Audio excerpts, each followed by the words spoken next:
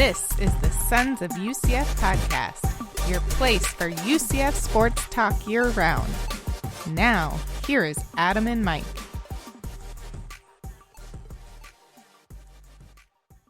All right, Night Nation, welcome back into the Sons of UCF. This is the 128th edition of said Sons of UCF. My name is Adam, and as always, I have my good friend of yours, Mr. UCF Mike, with me for yet another week. Mike, greetings, my friend. How are you?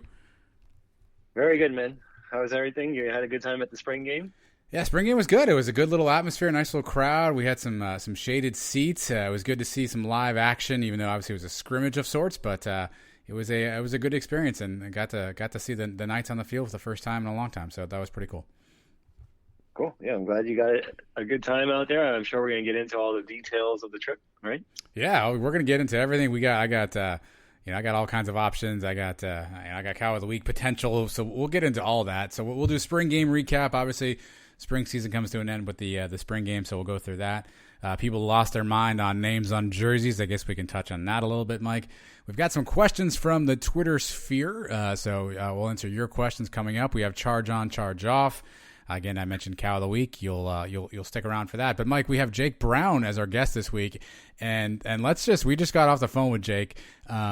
Look, we've done a lot of interviews around here at the Sons of UCF. Jake is probably by far the most honest guy I think we've ever had a chance to interview. I mean, he was just bringing his honest answers, just unfiltered, just giving his real opinions on stuff, which is really cool, and definitely appreciated him sharing his insight on his time at UCF. So it was cool to catch up with Jake Brown, Mike. So that's an action-packed show for everybody here tonight. I don't know why you'd want to turn off the episode now. Jake was very entertaining, and just a warning for anyone, maybe you got some kids in the car or whatever, there is a few explicit terms thrown around here and there, so just be aware later when you're listening. Yes. But very good guy. Very cool. We'll make sure we talk to Mike about all those explicit terms. But a fun episode, Mike. Again, while you're listening, do us a quick favor. Make sure you're following us on all the social media stuff. That's at Sons of UCF on Twitter, Facebook, Instagram, and on YouTube. Make sure you catch us Thursday nights too, Mike. Sons of UCF Live with Mr. Trace Trocco, which is streaming everywhere on the social media platform. So we have multiple things for you to catch each week from us here at the Sons of UCF. And if you're in the podcast feed, by the way, you want to give us a 5-star rating, I'd be cool with that. Mike, how about you? Absolutely. Of course. I'm not going to turn down a 5-star rating. I haven't checked in a couple of weeks. I don't know if we've added a bunch of more ratings. But you guys should do that now. If you have not done so, just go ahead and take you a second, click on the 5 stars, leave a review if you'd like to. And you never know when the Santa Claus Sons of UCF hats will come your way. Obviously, we've sent a bunch of hats out now. I think a bunch more should be arriving sometime in the next couple of days for a few other folks out there. So you never know when the Sons of UCF Santa Claus edition will come out, and you'll wind up with a Sons of UCF hat. So go ahead and leave us a review. We'd appreciate that. That's right. I sent out a few more on Friday. People are probably getting them today, tomorrow. So, and we still have a bunch more. And we have a bunch more, and we're going to figure out other ways to get rid of them. The race is coming up this week. There actually is going on now. So a couple other people are going to be winning hats this week. And I'm sure we'll find other ways to get you one of these limited edition Sons of UCF hats. I saw a few in attendance at the spring game, Mike, which obviously was well needed because that thing was a high noon kickoff. It was a tad warm there in the sun, but there was obviously some shaded spots around the stadium. But let's get into the game, Mike. Obviously, I had a chance to watch it live. I know you've had a chance to watch some of the replay videos. You've had a chance to kind of pour over the stats a little bit. So first things first, I guess the best news out of it didn't appear anybody got seriously injured. So obviously you go through these seasons and you want to keep injuries to a minimum, Mike. So first things first, seems like a healthy spring game. But based on what you saw in the video clips, what you saw in sort of the stat reports, all that good stuff, any major takeaways from you for the spring game? Well, from what I've heard and what I've seen briefly, it looks like we're still running at a pretty good pace with Malzahn's offense. I mean, it's not going to be exactly like the Heupel offense, which we all know is a good thing. We don't want to run that fast all the time, spare the defense. But it's not like we slowed down completely. Dylan Gabriel was on target. He had a very good day. He's the only one that the only quarterback that was untouchable on the day. And even though they threw him a pass, he made a catch. I was wondering what was going to happen as he's running down the sideline. Was that somebody shot to take a shot at him? But he stepped out of bounds before anybody can get to him. But overall, very good day for the offense. We saw some running backs that had very good days, and a couple of receivers with some nice. Ryan O'Keefe had a nice breakout day. Yeah, I mean, first observation I had is you're right. The tempo of the offense did not appear much different. They were still going fast. Dylan Gabriel is still using that clap snap count situation, so that at least appeared to be the same. Now, if they're doing something different with the cadence, I don't know that we saw that. But I can tell you the biggest difference, Mike, is there were nowhere near as many vertical shots as we were used to from the Heupel era. Now, I understand that it's a spring game. Perhaps the entire playbook isn't open. Maybe they're just kind of scaling some stuff back. Obviously, Malzahn's offense hasn't really been dialed in.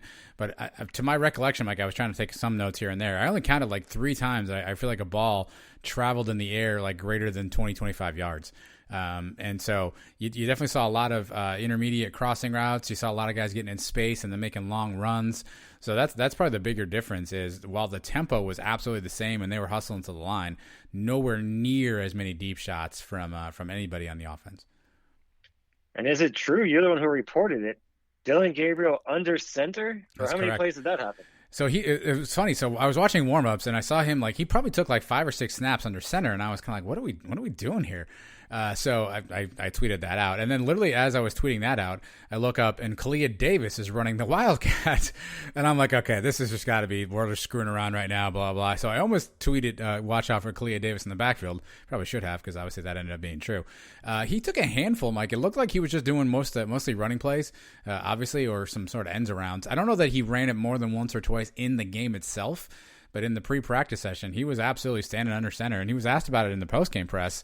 And, just kind of deflected to it and just said, yeah, we're running a bunch of new things, blah, blah, blah. But we definitely saw him under center, which was weird. I didn't know what to do with myself. That's an interesting choice to have as your Wildcat, especially considering all the running backs that we have now on this roster. And not all of them were active, right? I don't think Bowser was playing or he's even on campus. Yeah, I don't think he's on campus yet. The only one I saw that was not dressed was Trillian Coles. Looked like everybody else, Demarius, RJ, Bentavious, Johnny Richardson, looks like they all played. I did not see Trillian Coles. He was dressed on the sidelines in kind of a non-contact, so he was the only one that I could see that did not at least dress for the game. All right, and we still got a couple of transfers. I mentioned Bowser and then Mark Anthony Richards. So there's still a couple more running backs. Maybe one of those guys. Those seem like stouter guys. And you would think RJ Harvey maybe would be a good fit for the Wildcat. I don't know if he ran any plays on there. No, that was the only time they did it. I don't know if it was just kind of a trick play, just kind of having fun spring game kind of thing. Obviously I wouldn't suspect Kalia Davis would be getting a ton of carries in the season. It felt like one of those like weird random spring game type of plays. Same thing with the throwback from O'Keefe to Dylan Gabriel. I wonder how much Malzahn would be willing to throw that out in a real time when Gabriel's not wearing a non-contact jersey. Good little wrinkles, good fun to be had. Obviously, seeing some trick plays. I think you and I had always kind of begged Heupel to throw some trick plays here and there. So it's good to see Malzahn sort of throw the crowd a bone and throw 2 different plays in there that were kind of unique and sort of fun to watch. And throwing to the tight ends, I'm looking at the stat sheet. I noticed they don't have the tight ends listed on here, but I know for sure Charlie Browder caught a touchdown. And I know you mentioned that they were throwing to tight ends throughout the game. Any plays out of Hescock in that group? Yeah, he caught a little, kind of a little comeback right over the middle, probably 5-6 yards, and just jumped out of bounds. But I think that was the biggest thing that stood out to me. Again, understanding whether or not we had a full complement of plays, and I don't know, but we certainly were taking 5, 6, 7, 8 yards, chunk plays at a time. It wasn't sort of the Heupel where it was feast or famine of either we were going for 80 yards or we were going for 2. It seemed like there was some intermediate stuff. So like on that, I mean, the first team offense, which was Dylan Gabriel on team, I think it was team black for most of the game. He only played the first half, but they ball controlled, Mike. They chunk plays. They kept moving the chains and going down the field. And then every now and again, they'd hit an explosive one here. They'd find sort of a big gainer down the field. But it was definitely more, sort of chunk plays like that, 8, 9, 10, 12 yards, getting back to the line and running something new versus sort of the Heupel part. And that's where I saw Hescock do some work over the middle, catch a couple, get 6 yards, get back to the line of scrimmage, and then, 4-yard run from Harvey, first down, 5-yard pass to O'Keefe, 6-yard run, first down. I mean, it was more of that kind of tempo style versus sort of the, the feast or famine that was Heupel.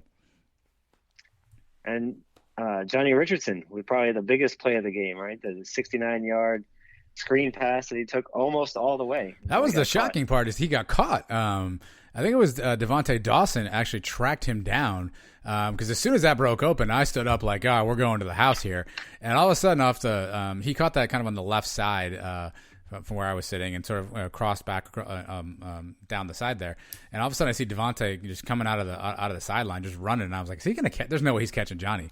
And sure enough, man, he tracked him down. Obviously, we punched it in. I think 2 plays later, I think it was Harvey who punched it in, or I think it was Harvey. Actually, no, but I think they got stopped on the one. There was a 4th down stop. I think that might have been the drive that the white team, because Johnny was on the white team, that they got stopped at the 1. But I was more surprised that he got caught from behind. I didn't see that coming. Yeah, he's probably getting a nice little earful from his running back friends there. We talked to Greg McCray a few weeks ago, and we know that what happens when you get caught on a run like that, because that should have been 6. I think he knows it. Maybe he needs to take a peek up. Did they have the game on the big board too? Do you remember? Or no? I know a lot of running backs use that. No, I don't think they did, actually. I don't think they had the live play going on the big board. If they did, I must not have seen it. I don't think they had it on live as the play was going on. I think he was running towards that end zone with the scoreboard. He was. Overall, the running backs showed out pretty well. I mean, you mentioned R.J. Harvey. He had 2 rushing touchdowns and a receiving touchdown. Demarius Good had a receiving touchdown early in the game. Johnny obviously played really well.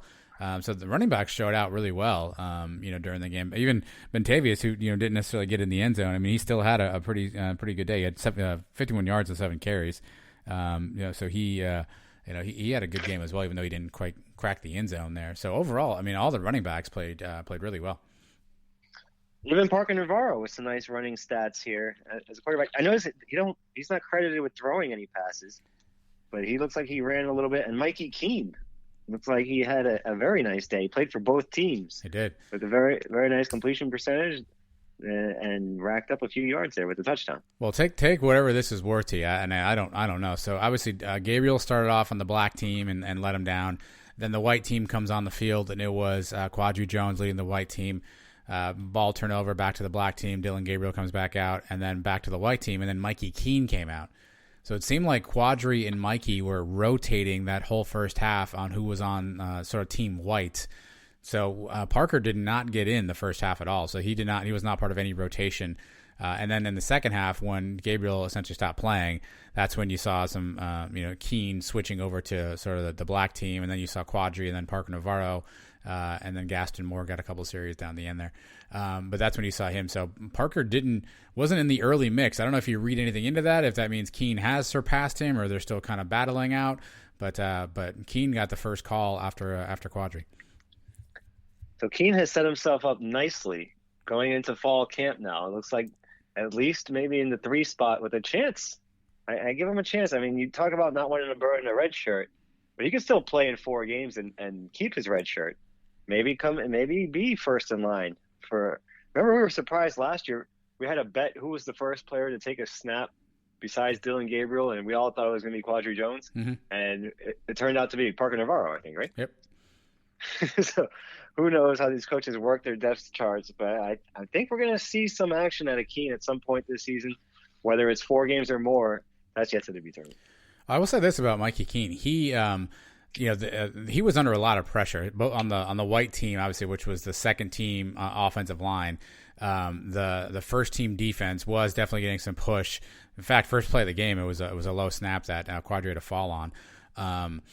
But Mikey Keene got a lot of pressure, but he escaped a bunch, Mike. He sort of got like Eli Manning'd a few times where he kind of slingshot himself around the pocket and came out of the other side and then, threw the ball away or took off and got 3 or 4 yards.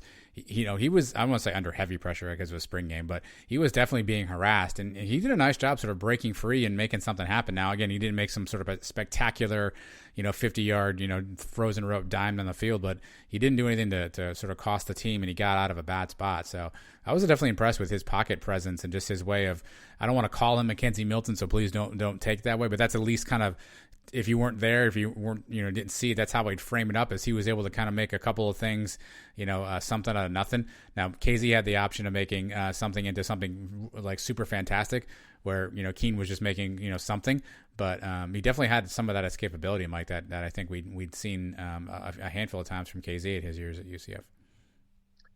So using your eyeball test, you put him where on the depth chart? You think he may have a shot at that number 2 spot? I don't know if he's got number 2 locked up yet. Just because I think Quadri's got just a little bit more experience. I think Quadri's probably got a stronger arm. I didn't really get to see Mikey really throw the ball as often. I would think he'd go Quadri. Just my guess right now, just because Quadri seemed to be more in command of the offense, right? He seemed to be more in command, getting plays out. Where with Keene, it seemed like a little bit of a fire drill. And again, some of that could have just been the pressure he was under. But Quadri didn't appear to be as sort of scattered as Keene was when he was in there. All right. And if you had to pick you want to name it like the Greg McCrae breakout player of the game, who was the most impressive player out there on the offense anyway? Well, I mean, the names you know or names you don't know, right? Names you know, again, you mentioned Ryan O'Keefe. I mean, him and Dylan had a really good connection. The touchdown pass that he threw to him in the end zone was a beautiful ball. Like I think it was 17, 18-yard throw, and kind of a slant route, and you saw O'Keefe break in, and Dylan fit it right between 2 defenders. Just a beautiful throw. So he definitely played well, but I mean, that's a name that obviously you knew. I guess the 2 running backs that were impressive were Johnny Richardson and Damaris Good. I mean, those are names I knew we had known. But the last we saw Johnny Richardson, he fumbled against Tulsa and was on milk cartons afterwards because no one had seen him since. And we hardly saw Damaris Good all season. And he caught a swing pass on the outside there and just kind of effortlessly got in the end zone. So those 2 guys were impressive. But there wasn't anybody who kind of chunked that much. Again, I guess O'Keefe. I'll say Deontay Marks also looked good. He was on the white team, so he wasn't playing with Dylan Gabriel as much, but he looked pretty good. He had 4 catches. He had 4 pretty good catches. He looked pretty smooth. He caught sort of one on sort of the sideline and turned on the speed and ended up getting probably 7-10 extra yards just running down the sideline there. So he also was a guy we hadn't seen a bunch. Made a couple of explosive plays. Richardson's been my guy. I already locked him in for my breakthrough player of the year for next season. 70 yards receiving, 68 yards on the ground. I think he's the guy to look out for. That's going to make a big jump from last season to this season coming up. So I'm looking forward to seeing him next season. Yeah, I think he's got that Adrian Killens. I mean, that was kind of the comparison a lot of people were making in and around the stands. He's kind of got that Adrian Killens-esque type of feel about him. So we'll see how Malzahn uses that. But it was mostly RJ Harvey. Mike got a lot of the more substantial carries. I think he out carried everybody. Let me check it. He had 9 on the day. So he kind of out carried everybody. But he got a lot of the goal line stuff, and whether that's an injury from Montavious Thompson, I don't know. But he definitely got a lot of the goal line stuff. So I think that's a name we're going to be hearing a lot about too. Is RJ Harvey. Well, Harvey and Bowser, I'm telling you, those are going to be the touchdown vultures that we talked about a couple weeks ago. Those are the bigger guys, the stronger guys that we're going to be in for the short yardage, 4th and 1, the Taj McGowan go bone plays, stuff like that. Those are the guys we're going to be looking to.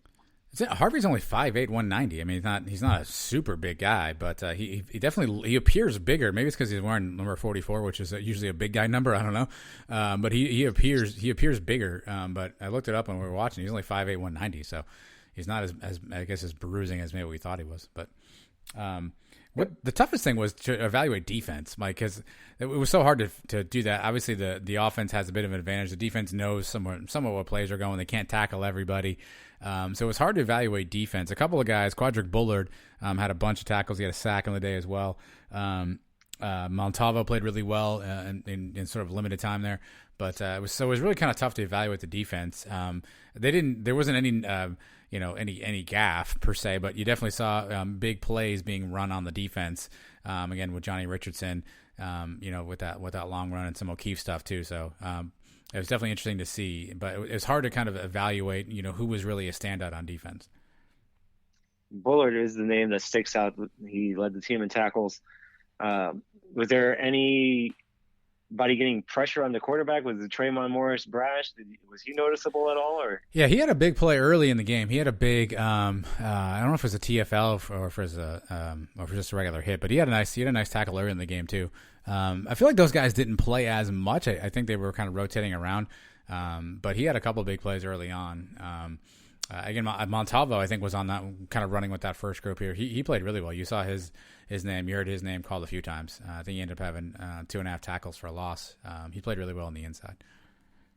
No interceptions on the day, right? No quarterbacks there. No, not that I recall. No, probably the shakiest area, Mike. And stop me if you've heard this before. Special teams. I was going to get to it. I noticed 0 return yards punt, 0 return yards kick. To be fair, so I can answer that. So there, when we punted, it was just the long snapper Alex Ward and the punter on the field, and then the return man. That was it.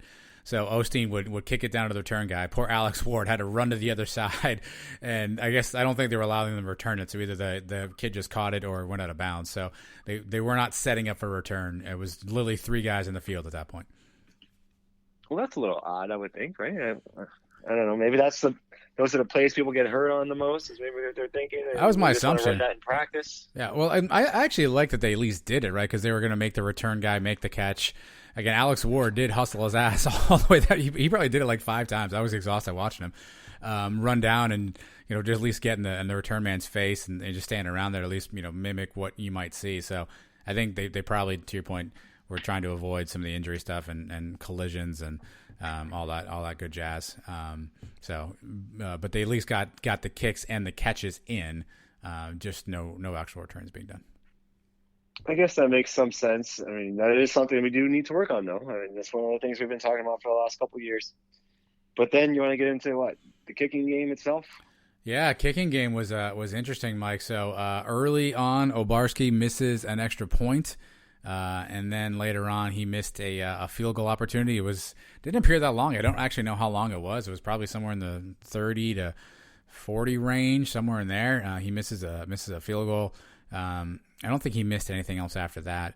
Osteen had a pretty bad shank on a punt as well. That didn't travel very well. And then we brought Alan Curvin in for a punt, and he only put one like 20 yards.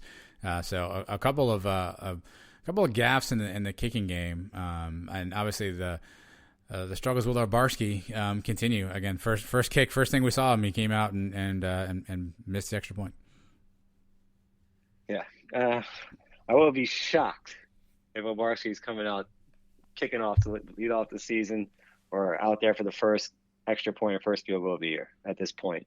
The way he's performed now in this spring, and with word of the transfer that we have coming in from Appalachian State, I think the odds of Obarski seeing the field this year are slim and none.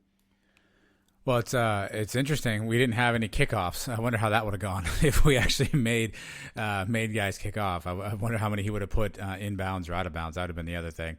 But yeah, I would think that's a position where we talked about it last week with Riker Casey, the kid coming in from App State. The competition will either make Obarski better or will separate, Riker as our potential starting kicker. So, but that was probably the one area that you looked at last year and you said, okay, did we get any better? And not so much. It didn't. I mean, granted, he made a bunch of other extra points after that, right? But a lot of the same issues we saw last year were right back to the forefront. Well, even Matt Prater misses extra points. We know that. I mean, I hope the kid can, like I said, maybe it's mental. I don't know what the problem is with him, but he's got to get it straightened out because competition is on its way. And if he doesn't have it straightened out in the next couple of months, he's not going to see the field much. Yeah, the interesting thing too is if you look back at some of the receiving stats, I was just going back through the stats real quick. I said this, but I didn't really notice it till right now. Here are the longs. So they track for the receivers the longest catch that they had. Ryan O'Keefe's long was 17. R.J. Harvey's long was 16. Brandon Johnson, the Tennessee transfer, 19. Amari Johnson, 21. Deontay Marks, 14. Damaris Good, 24. Caden Robinson, the JUCO transfer, 12. And then Johnny Richard had 69. So I feel like those are markedly different than what we were used to seeing under the Heupel, regime on the longs, right? I think we're used to seeing 20, 30, 40.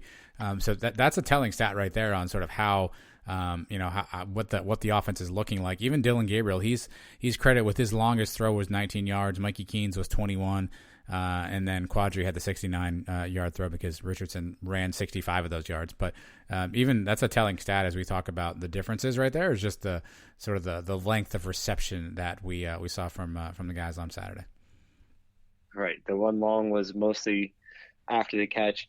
Did you notice a lot of bubble screens? Are we still throwing that in the mix? I did not see any boundary bubble screen. I mean, I think there was one screen, one two-type screen. I mean, the threat of Demers good. It technically, I guess, was a screen pass. But I did not see any of that, like, let's line up all the way on one side and throw the ball 75 yards across the field to the other side. I did not see any of that, thank God. I would have jumped down from the stands and run onto the field. All right, so our setup, the way we're setting up, we're not spreading them out as wide. Did you notice the receivers? Are they all the way outside the numbers, or it's a more traditional look? Definitely look more traditional. I did not see sort of the wide Heupel splits on most plays. That's not to say that wasn't a play or two, but I did not see the wide Heupel splits. And it was interesting, if you listen to the post-game press conferences, which are available either on the UCF's athletic sites or on Brandon's message board on the Dungeon. Even I think it was Ryan O'Keefe was asked the same question, and he essentially said that he liked that, this offense was letting him sort of catch the ball in space and then go make plays, and use his athleticism, use his speed, use his quickness. Where, Heupel's offense, he essentially said was, hey, just outrun everybody and try to catch it long down the field. Where, it seemed like he was saying, hey, this offense allows us to catch the ball, turn around and then make guys miss and make some moves. And I think I think that's what you saw from those guys specifically, but I think that's also part of the alignment too. You didn't see those wide splits to allow some of that stuff to happen. All right. So it's going to be fun, man.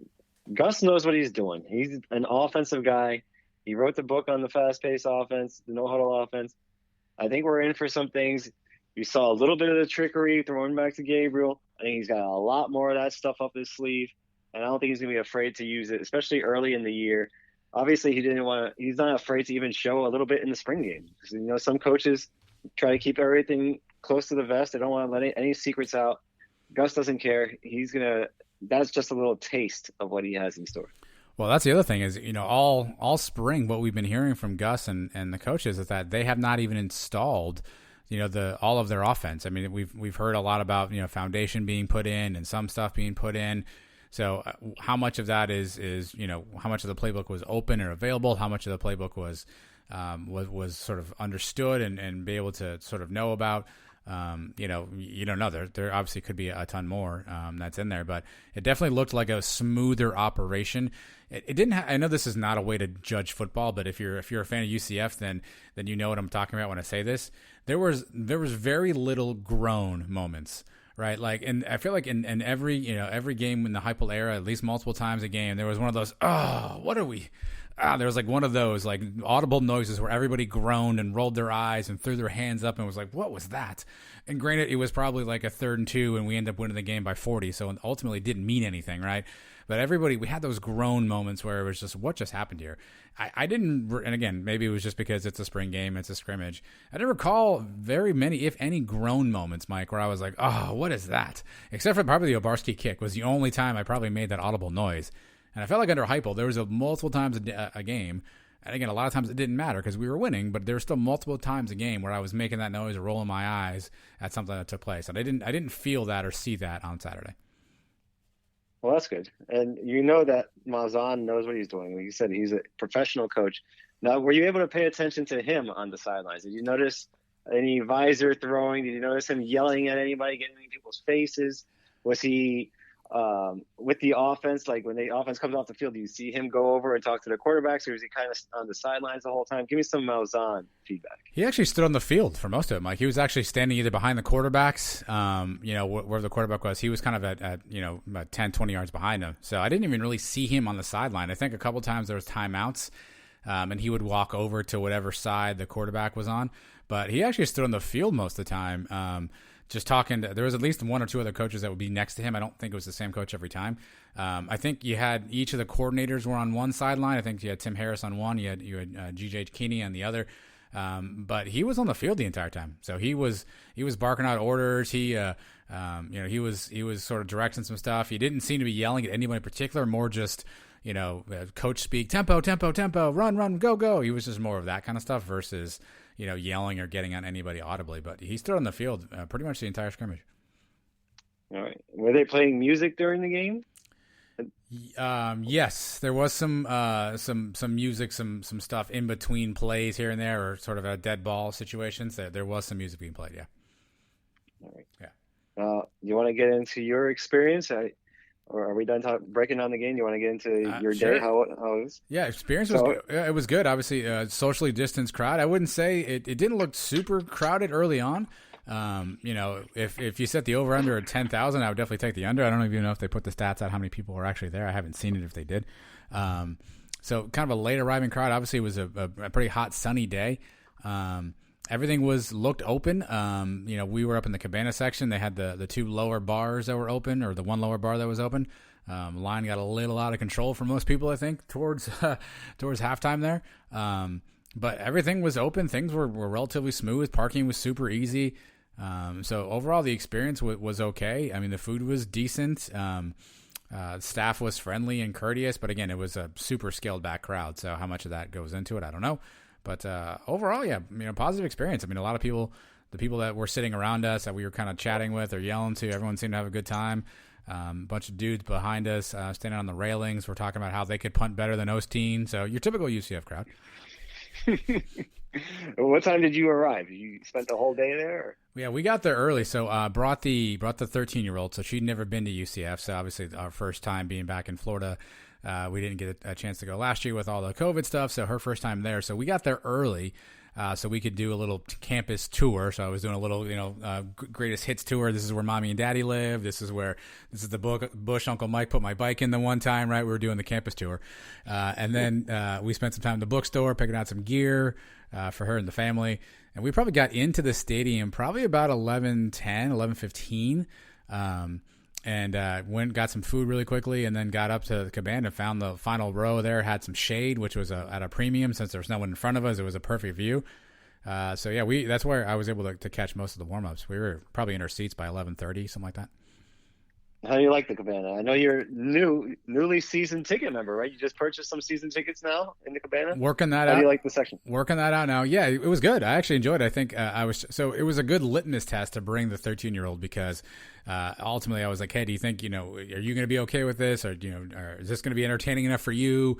And so I think she liked that it wasn't just like sitting in the crowd and just sitting there the entire time, that she could get up and walk downstairs and get food, and there was bathrooms nearby and all that stuff. So I think she liked some of that stuff too. So overall, positive experience. The only negative, I was going to say this for Cal of the Week, and maybe I'll bring it back, Mike. So I was messaging with some people throughout the game, with some of our listeners, and I was going to try to go meet up with Jan and Britt. Trace had given me their location where they were, and so I was gonna go meet up with them at halftime. We went down to get some food, and I was like, hey, let's walk over in that direction.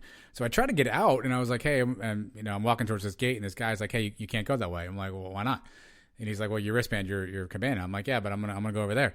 And he's like, yeah, you can't. I'm like, well, what if I want to get Papa John's pizza, like right there? I can't just go right there. And he was like, no, you can't. And then some lady comes over and was like, yeah, sorry, everyone's got to stay in their sections, and we're not letting people kind of walk around.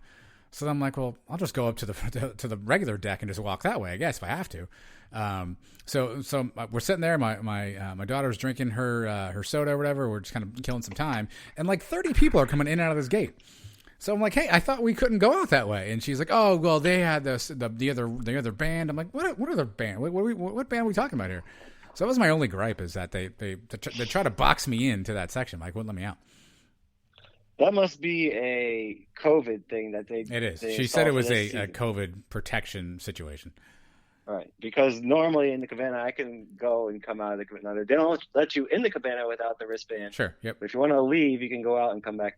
And a little tip: don't stand in line in the second concourse for the bathrooms or anything. Or even if you want to drink, I run right downstairs. I get a drink, use the bathroom down there. There's no lines ever down at the bottom. Yeah. And then I hustle back up to my seat.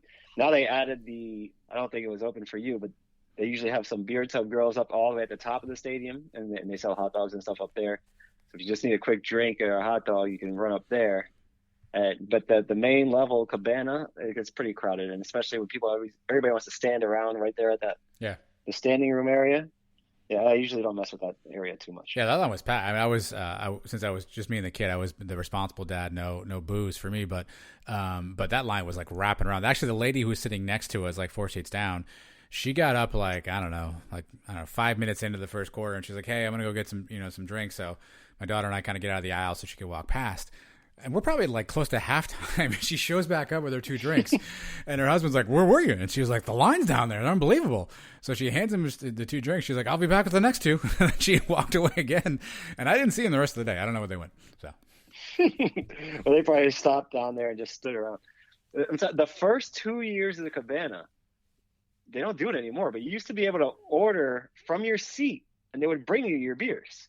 That was a thing of beauty. And there was an app to it, and you can just plug in. Yeah, I need 2 beers right now. And 5 minutes later, there'd be a beer coming up for you. That was great. They don't do it anymore. That's maybe something we need to bring back. Now under Terry Mahadra, if you're listening, Mike has a request. Let's get the app back. Yeah, because one of the worst things is you run out of beer and you have to run downstairs and get it. Like I said, now that they opened up the top one, you can go up and get a beer and not miss any of the action. But if you have to go into the concourse, sometimes it could be a buzzkill. Yeah, overall good experience. Again, it wasn't very packed, so there wasn't like if you watch Bar Rescue with John Taffer, this wasn't a full-on stress test, I don't quite think, but it was still a good experience overall. Good to bring my kid up there. She hadn't been there before, so good to walk around campus a little bit and show her some stuff and drive her through some of the old haunting grounds. Mike, we went to our first home and then our second home. Actually, we drove past that one too, so. Which obviously are not anywhere what you and I remember them to be. And so, yeah, it was good to at least bring her up there and begin the college tours, even though I'm not really taking her on a college tour. She's just going to go to UCF.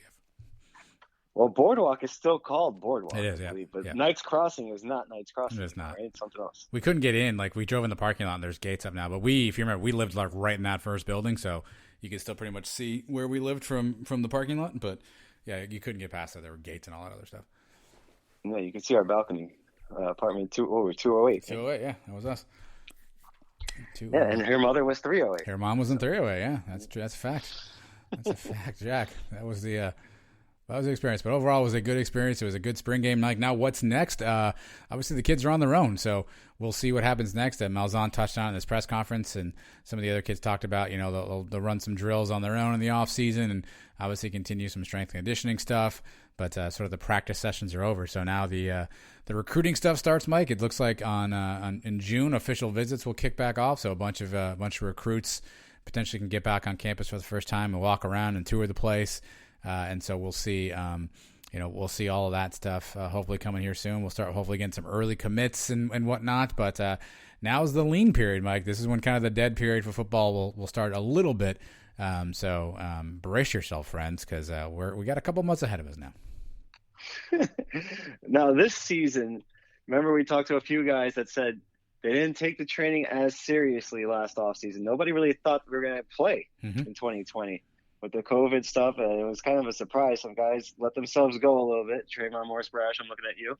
And now this year is a completely different thing. I mean, by the time the season comes around, we're talking about having a full stadium with all the vaccinations going around. So this is it. This is not a drill. Everybody get in the best shape as possible. And I think this team is ready and loaded to go for this season. Well, we talked to Jake Brown later on. He kind of talks about, some of the stuff he's heard and some of the stuff he's observed. Just, that there seems to be a different look in these guys' eyes. There seems to be a bit of a fire for a lot of them. So, hopefully that holds true in the off season. And, obviously it's tricky because some guys want to go home, right? You think about Dylan, he's from Hawaii. So it's not like he's from Orlando where he can just, call up his teammates on the weekends and go throw.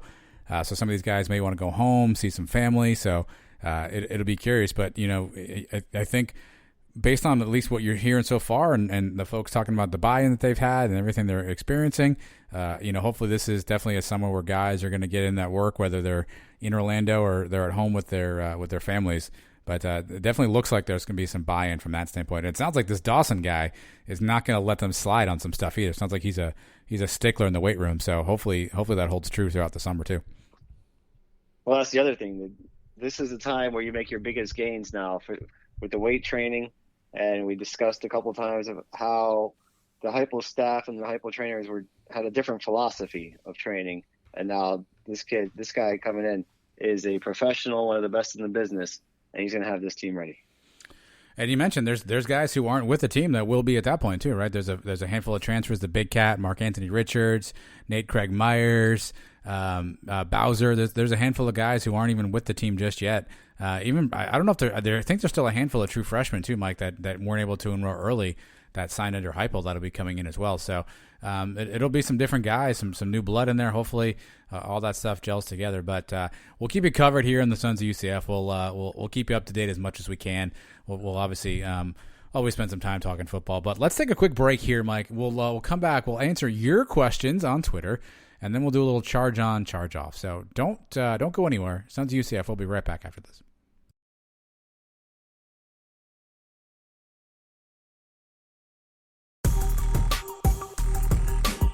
Mike and Adam, Sons of UCF. That'll move those chains. That's good enough for another UCF first down.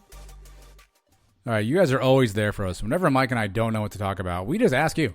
And you guys always have great questions. So we'll run through a handful of these here quickly, Mike. Some we've already touched on in the first part of the show, but we'll run through some more. Let's start off with our good friend Black and Gold Ed. He's at Black and Gold _Ed.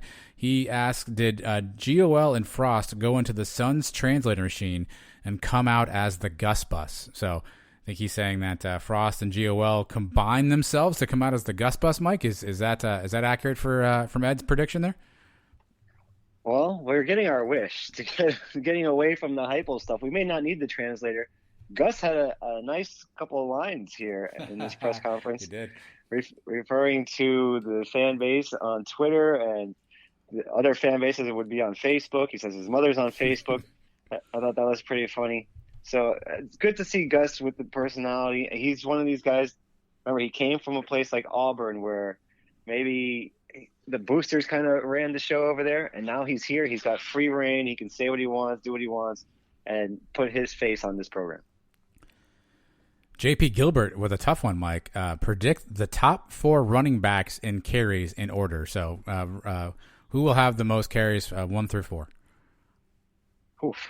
This is a tough one. I mean, you got to factor in, obviously injuries always plays a part, but you want to say right now, number 1 on the depth chart, Bentavious Thompson is number 1. But I don't know where you factor in Mark Anthony Richards. Johnny Richardson's got to be in the top 4, I think. And who would you put as the 4th? Harvey or Demarius Good? It's a tough one. Here's my order. I'm going Harvey. I'm going to go hot take here. Mark Anthony Richards. I'll go Thompson. Then I'll go Richardson. All right. That's basically the same 4. The order is hard to determine right now. We got to see how Gus runs, what his philosophies are. Listen, JP Gilbert's not here for easy questions, Mike. He's here for the tough ones, right? He doesn't want your cupcake. Who's going to be the starting quarterback? JP's here for some heat, man. So I'm gonna as much as I like Bentavious, something about RJ Harvey, Gus and that staff really seem to like, and then I'm just gonna give the nod to Mark Anthony Richards just because he's played under the Gus system before, and maybe there's some familiarity there. And I have no inside information because he's not even on campus yet. So that'll be my 4. Sublime Knight has a great question, Mike. Obviously, this spring game, one of the other most interesting items was that the UCF equipment staff put the Twitter handles of all the players on the back of their jerseys as opposed to their actual last names, except for those guys who didn't have Twitter handles. They actually had their last names on there. Got a lot of speculation on social media. A lot of people loved it. A lot of people hated it. Sublime Knight wants to know, on July 1st, will we pay a player to put @Sons of UCF on the back of their jersey? Oh, yeah, I haven't thought of it. How much do you think that's going to cost? That's what I need to know. Yeah. Dylan Gabriel is going to probably cost us too much money. Yeah, I don't know where our budget is right now. Can't do it. But you're talking about, Alan Curvin or something. A backup punter is a possibility. I mean, some of these guys may be just happy with getting $50 or something. Then you never know. I got my eye on Alex Ward because he's on the field a bunch.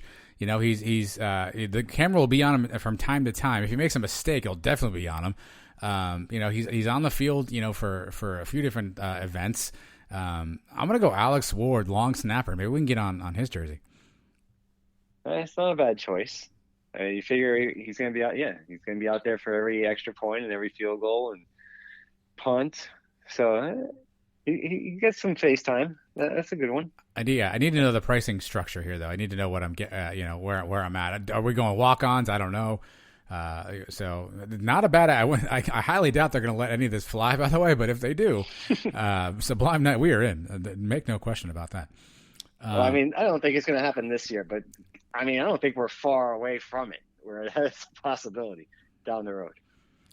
UCF farmer Scott at SA DeRocher wants to know if there was more tight end passes in the entire 2020 season or during the spring game.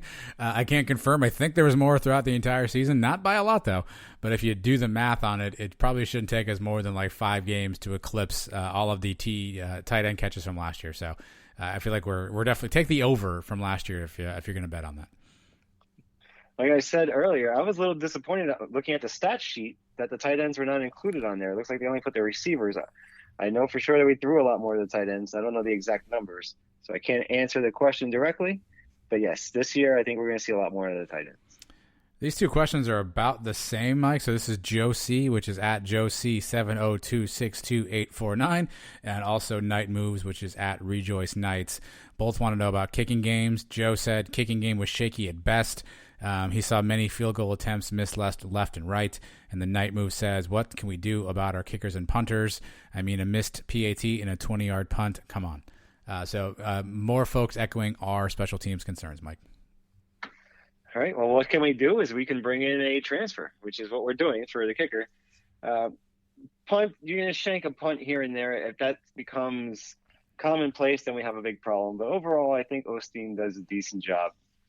The kicking game, we're talking about points on the board. That makes a big difference in the game. That has to get fixed. And hopefully the kid coming in, what's his name? Riker Casey. Riker? Sounds like a soccer star or something, right? Sounds like he could kick. So. Does he? Put it on the poll. Does Riker sound like a name that means you can kick? Well, that's what we're doing about it. So you're saying, what can we do about it? That is our next step. Yeah, obviously, we talked about this before. Competition is probably a great thing for Barsky. It'll either make him better or it'll help identify, somebody who can be more consistent. In terms of Osteen, I think you're right, Mike. I mean, he's probably the least of our problems on special teams. Now, if we get a good kicking game and we're able to get returns, he quickly becomes the most of our problems. So certainly not something I think we can keep, just sweep under the rug, but definitely probably not as much of an issue as kicking. Night Moves really got in there. 1 second. Yeah. I think Riker also is able to punt, so I think that's another benefit of having him, and he may be a 2-for-1 deal. He can kick and punt. Whoa. Night Moves also got in here with, do you foresee Coach using Kalia Davis on 3rd and 2 or 4th and inches for a first down? Yeah. I mean, he showed it in the spring game. We've seen other coaching staffs use Tristan Hill in there. Who was it before Hill? It was I'm blanking on the name. Was it Pittman? Pittman, yes. Jemias Pittman. We saw in the 2017 season. So yeah, I think it's a possibility. Definitely. And last one from Night Moves at Rejoice Nights. Concerns about our wide receiver group, or do you think our defense was just good at covering them on Saturday? Well, I don't know how good they were at covering Ryan O'Keefe. He looks like he had a pretty good game. Marks looks like he had a pretty decent game. But we wanted to see improvement out of the corners, right? And so I think we got to be happy that none of these receivers went off for like 200 yards. That, I think, would be a red flag. So we want the defense to play better. And now when they do play better, we're questioning whether it's something about the receivers. Just give the guys credit. And also, like we said, the defense is going to be ahead of the offense. Even though the offense had a pretty good day, no receiver really torched our guys, which is a good sign for our defense. Well, I think the other thing to think about is the receivers are also battling for positioning right now. So, Jay Flash, I think, only had 2 or 3 catches, maybe 4. So you've got a lot of guys who are battling to get catches. So it's, it could be a function of new guys just rotating in and guys trying to, make a name for themselves. Obviously, Dylan Gabriel didn't play the entire game, so they're catching balls from second, third, fourth string quarterbacks. The old line maybe isn't holding up as much on some of those plays. So I wouldn't be as much worried about the receiving group. I think what'll be interesting to see is who shakes themselves out. I think this came up in the post-game press conference. Who shakes himself out to be sort of the top 4 receivers, if you will. I think that'll be an interesting battle when you think about all the guys we have and even some of the guys coming in still and Nate Craig Myers, who is transferred in from Colorado State, who we haven't even seen yet. So I think that'll be the more interesting part is who ends up being the receivers that we tried out there kind of in our first unit. Now I'm looking at the stats. You just mentioned Robinson. I don't see his name on here. Did he even play? He did. He caught at least 2 balls. I think the stats that we have, I think they just put like some of the high level stuff. I don't think they have everything in there. He definitely caught at least 2 that I recall, but I don't remember seeing him on the field all that much. I could have just missed him, but he definitely played and caught a few balls. Yeah, he was probably out there for the first series or 2, and that was it for him. Randy Polito at Randy Polito says the Gus Bus seems to be going all in on his first round here. He wants us to recklessly speculate on the best case and the worst case scenarios. I assume he means for the first season of Gus Malzahn, Mike. So best case Gus Malzahn scenario is what? We go to the playoffs and we win every single game. Going to the ship right there. Okay. Right. Best case. Worst case? Worst case, we lose the opener to Boise. We lose 2 or 3 in conference, and it's another 9-3 season.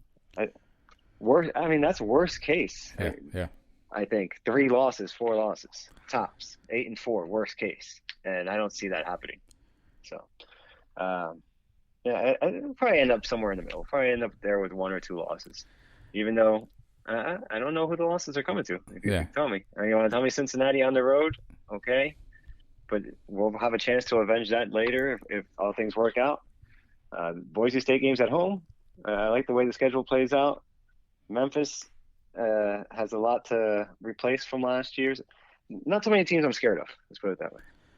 Yeah, I think worst case, I don't even know that losing to Boise would be worst case, because if we lose to Boise but run the table, we're still going to win the conference. We're still going to put ourselves up for a good bowl game.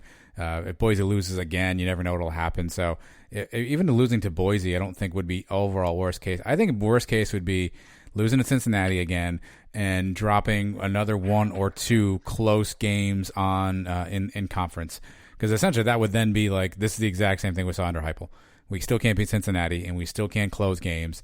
So I think that would be worst case scenario, is to simply we would look at the team and go, it's the exact same thing we saw last year. I think there's so much hope and optimism, even if we're losing, we lose a game or 2 and we lose it in some sort of different fashion, I guess. But I think if the fans and everybody feels like we haven't done anything different, we haven't changed a thing, it's just a different coach and wearing a different shirt and a different hat structure, then I think that would be probably worst case scenario. Right. And the worst case is 4 loss, 8-4. I mean, that's still a lot better than we were 10 years ago, where we were going to have a good season and then we'd go 4-8. So I don't think we see any of those seasons coming up, or even 0-12, which is not that long ago either. All right, Ryan wants to know. Let me get Ryan's handle for you a second. Hold on, the screen just went away on me here. So it's Ryan Lerman. His handle is OwlsFan954, which is interesting. He wants to know, what's the worst position to play in football, Mike? Ooh. For me, I would never want to be the center, even though I know it's a very important position, and you have the ball in your hands on every single play. I don't know. I never wanted the quarterback's hands on my ass the whole game, but I guess the way we run our offenses now, everything's out of the shotgun, so maybe that's not as big of an issue. The worst position, oh man, I don't know. It's not the quarterback, it's not the receivers, it's not the running back. Those are the glory positions. Defense, pass rusher, and corner. I don't know. I mean, special teams guy. I was going to go kicker. Because really, or punter is a good one too. Because no one cares about you until you screw up. You know what I mean? So like you can have the bet. You can be you can have 55 yard punts 3 times throughout the game, and then you shank the last one, and it's all over. That's probably true of every position. True. Like center, the same thing, right? You can have 57 good snaps, and then you fumble up one, and all of a sudden everything's all over. So that's probably true everywhere. But I also feel like kickers, don't get as much respect, on the football team kind of thing, right? So outside the field, when they're like, "Hey, are you the football team?" You're like, "Yeah, I am." Aren't you the kicker though? I don't know how much respect you get, so I'm gonna go kicker, punter. I feel like that's probably it. Although I agree with you, I would not want to be the center either. By the way. Yeah, and that's not even taking into account the 400-pound guy lining up across from you every play. Or corner would be another one too, because if you're not a good cornerback, like there's no hiding the fact that you just got burned. You know what I mean? Like if you're a D tackle and like you get blocked, like you can just fall down and make some noise and maybe nobody notices, right? If you're an offensive tackle and you miss a block or whatever, like you can just maybe hit the next guy and act like nothing ever happened. But at corner, if you get burned on a TD, there's like you can't turn around. Like they always try to turn around and blame the safety, like where were you? But everyone knows it was them. So corner may be the other one that you really get exposed on if you're not really good. And I don't think I'd be a good cornerback, by the way. I know I wouldn't be. So. Let's go to Evan at Walt Disney 2121. Over under on sweater vest appearances this season. He wants to open the line at 3.5. Oh, I think you gotta go under that. Just looking at where the games are played, I don't think we leave the state of Florida in November, right? I gotta go back and look at the schedule again. We got the Cows at home. Oh no, the Cows are on the road. What? No, wait a minute. Where are the Cows this year? Oh, they're home. They're at our place. All right. But yeah, I don't think we have many cold weather games. So I don't see, I guess maybe we're going to have to see if we get some, you're going to have to tell me what time the kickoff is. And you don't know that till 2 weeks before. I'm going to say under 3. I say maybe the sweater vest makes an appearance once during the regular season. And maybe it's just a bowl game thing for Gus here at Orlando. Well, I'm curious about the superstitious angle of it. I don't know if there's was that an Auburn thing and he wants a fresh start, a fresh look? To your point, if we start off with a lot of sort of warmer weather games and he doesn't need to wear one, and let's say we're 5-0, and now we're coming up on a colder weather site, is he going to go sweater vest, or is he going to be like, hey, we were winning without it? So I don't know where Gus's superstition line lies. I think I need to know that. So I'll take the under right now too until I can figure that out. Because I don't know if he just wants a fresh start. So maybe he just says, hey, I'm done with the sweater vest thing. I'm gonna be a polo shirt guy. I'm gonna be a whatever that collared jacket thing he's been wearing, and maybe he's turning it into a page. Well, we know he is a superstitious guy. He goes to Waffle House after every win. It's true. But I see him as a polo guy now that he's here in Florida, and he's found some fashionable ones that I think he likes. So I give him polos for the first 8 games, and then you're telling me in November maybe it couldn't get a little chilly in Orlando, even late November. A Black Friday night game, I can see him busting it out then. Maybe late in the season he goes on a run with the polos. Black Friday, maybe you're talking about a championship game, maybe up in Cincinnati, that might be a cold one. And then the bowl game. So it's possible. 3 is a good number, but I'll still go with the under. And then our final question, I was waiting for this one. This is from our good friend Brian Peterson at Brian W. Peterson. I think this is really directed towards you, Mike. Was Adam's toe injury a little too convenient? Wants to know Brian W. Peterson. It seems very convenient. It does. Yeah. Look at it. Yeah. I got pictures if you need proof. I see the pictures. That could be doctored. That could have been okay. An old photo, because I know you injure yourself a lot. I do. That could have been from 2 years ago, even though I think if I examined the house in the background, I can tell that's your house now, right? Yes. Even though I haven't been there. But you could tell, yeah. Other pictures. Yep. But still, actually, it's still Photoshop a foot onto a table. I need you to hold a picture of the newspaper. Let's do this. Hold on. I don't know what condition I'll be in on Thursday. I'll break it out live for you guys. I don't think people want to see you.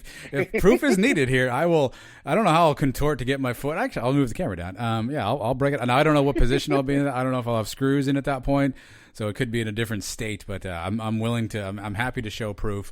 Also, as bummed as anybody that I'll now spend the next 8 weeks of my life in some form of a rehabilitation situation over a freaking big toe. But it certainly is convenient, Brian. I will tell you this, Mike. So it was Sunday when I had the unfortunate accident there, and I was going to run. Obviously, the 5K started on the 11th, so that was Sunday. I was going to run Sunday morning, and it was like pouring rain, lightning, thunder, the whole 9 yards. And I was like, hey, this may be perfect because it's not too hot. If it's a little drizzle, this may be ideal. But it was just continuing to like pour all afternoon. And so I was like, well, I'm not going to run today, but I also want to take it easy on the legs. I didn't want to do anything super strenuous with the legs. So I was like, let me go do some upper body stuff. Let me, do some more, do something to kind of keep myself moving a little bit, get the blood flowing a little bit. And obviously, because I chose not to run, I did that exercise. And because I did that, I had the accident, and now I have a broken toe. So it all does kind of dovetail together, if I'm being honest. I don't see how this is possible. You dropped a 40-pound weight on your big toe? Yeah. So are you familiar with a landmine exercise? Do you know what that is? Not really. I saw you post that. So think about it's a little apparatus. Looks almost like a holster, and you put one end of a 45-pound Olympic barbell inside of the holster, and then you essentially just have the other end that is free, right? So it's on like a swivel, like pivot situation. So it's almost like you're pushing like one solid barbell, but you're pushing it from sort of the side you'd rack the weights on, because the other side is in this apparatus. So it's kind of like a hinge, if you will, right? So you do shoulder presses with it. You can do some deadlifts with it, all kinds of different stuff. So I was setting up my landmine in my garage, which I probably used 100 times, and I was going to transition it from right hand to left hand, and things slipped out of my hand and bang, right on down to the floor. I'll take a picture of the landmine. If you're not familiar with the landmine, Google it. You'll see the apparatus. It was like 4 feet off the air because I was obviously lifting it. So it was the height of the fall also caused a bit of a problem. And what was your reaction? And what was the first words that came out of your mouth? I don't even know that I said. I dropped to the ground, and I was just kind of like, okay, that's not good. But I was sort of like, hey, maybe it's not so bad. Like, I didn't think it was hurt that badly.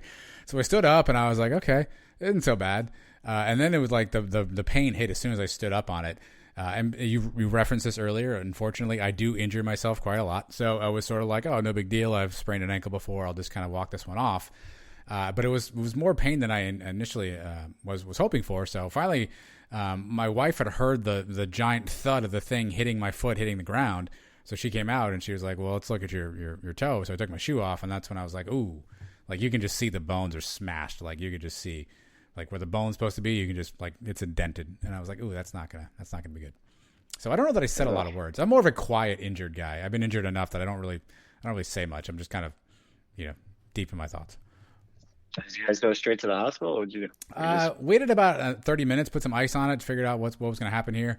And then the more it just kept swelling and swelling and swelling, we decided we'd take a trip over and get some x-rays done. And when the guy says the word shattered in 4 spots, I was like, well, that can't be good news. You say, but Doc, I have a race. I did. I was like, can I run? And he was like, probably not. I said, okay. All right. And he said, actually, I don't even want you walking on it. So I got crutches, which I hate crutches. Nothing is more annoying than trying to walk around with crutches. Yeah, upside down, all of a sudden. I'm glad I got to the UCF game on Saturday because one day earlier, and I'm not going to the game. Yeah, that's a tough one, man. So what are we supposed to be? Is there something for this race? Maybe I need to talk to you offline. Was I supposed to get an email or something? How are you supposed to even submit your times? There is an email that I got. I can forward it to you. It said something about. I think I didn't click on it because I was like, well, I don't need this anymore. I think there was a form where you submit your times. I can forward it to you. Yeah, I don't think I ever got that email. So I have the app that we've been using for the training and stuff. So I thought we'd just send that in, but I need to figure out what to do, and then I got to figure out what day I'm running this thing. I think you're supposed to post it too with a hashtag of some sort. I forget what the hashtag is.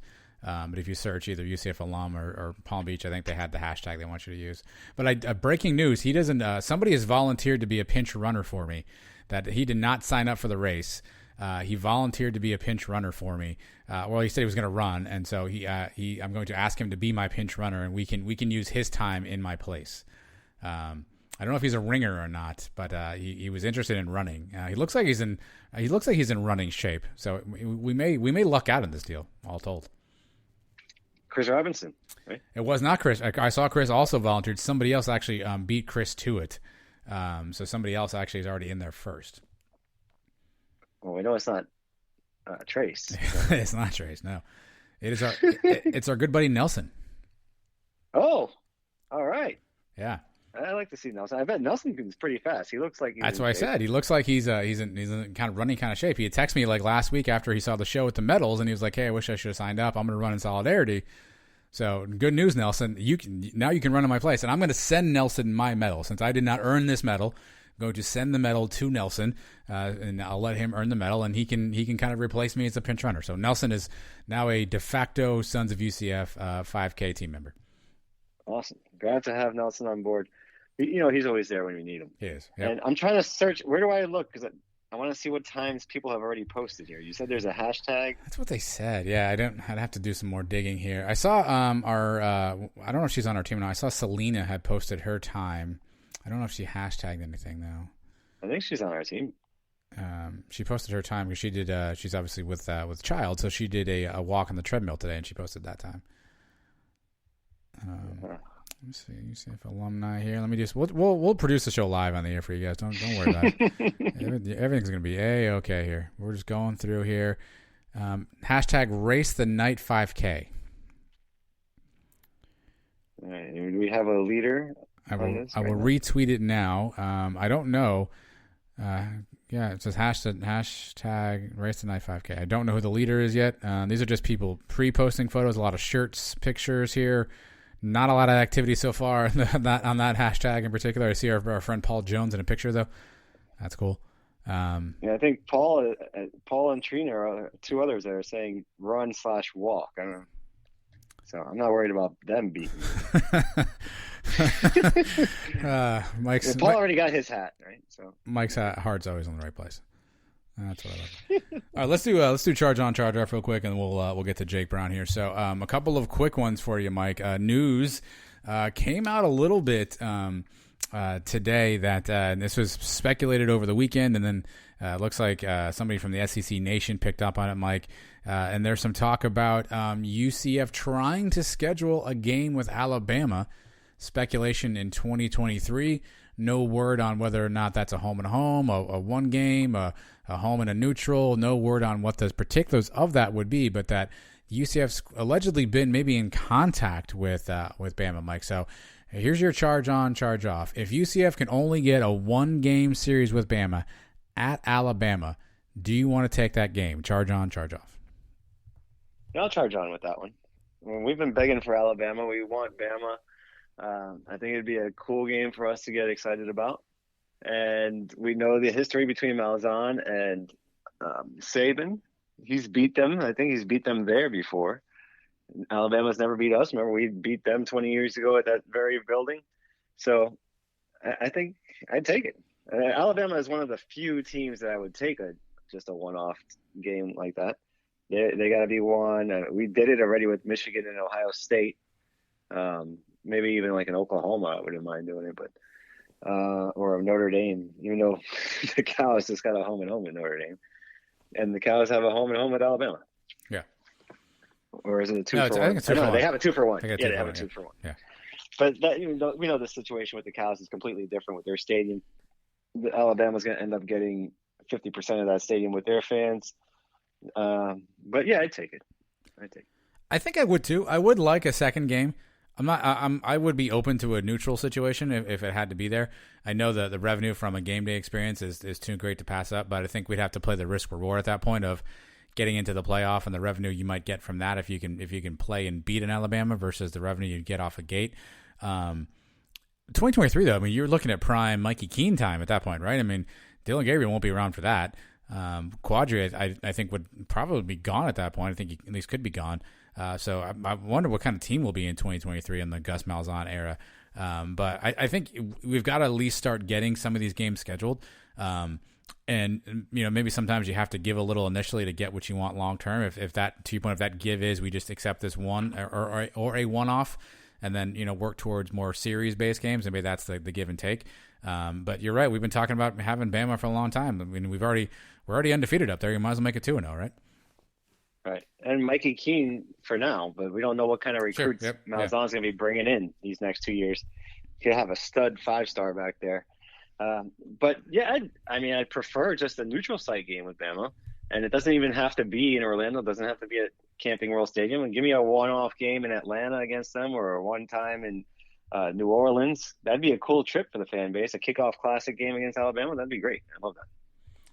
All right. Speaking of kickoffs, news also coming out on Monday, courtesy of Eric Lopez from Black and Gold Banneret. that it's likely that the home kickoff game for the 2021 season with UCF and Boise State will be played on a Thursday night. I know on the schedule now it's listed as a Thursday, Friday, or Saturday game.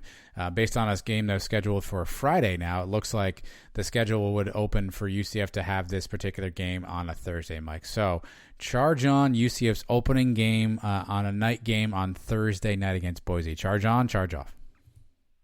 Well, I think this is based on what Virginia Tech and North Carolina being announced for the Friday night, right? But That's not official that it's a ESPN game. That could be an ACC network game possible. So it's still possible that it's a Friday, but more likely it's going to be a Thursday night. I can charge on with the Thursday night. I heard that today and already started looking at hotel rooms. Okay. I was gonna book one today, and I gotta see if even I'm taking the wife and the kids. I prefer just to go solo and then just stay at my buddy's house or something. Save that money, but because I was looking at the hotel room, and if I have to bring the family, I might have to bring the dog. They charge an extra $100 to bring the dog. I mean, so you don't get a dog, I buddy. guess that's standard. Yeah.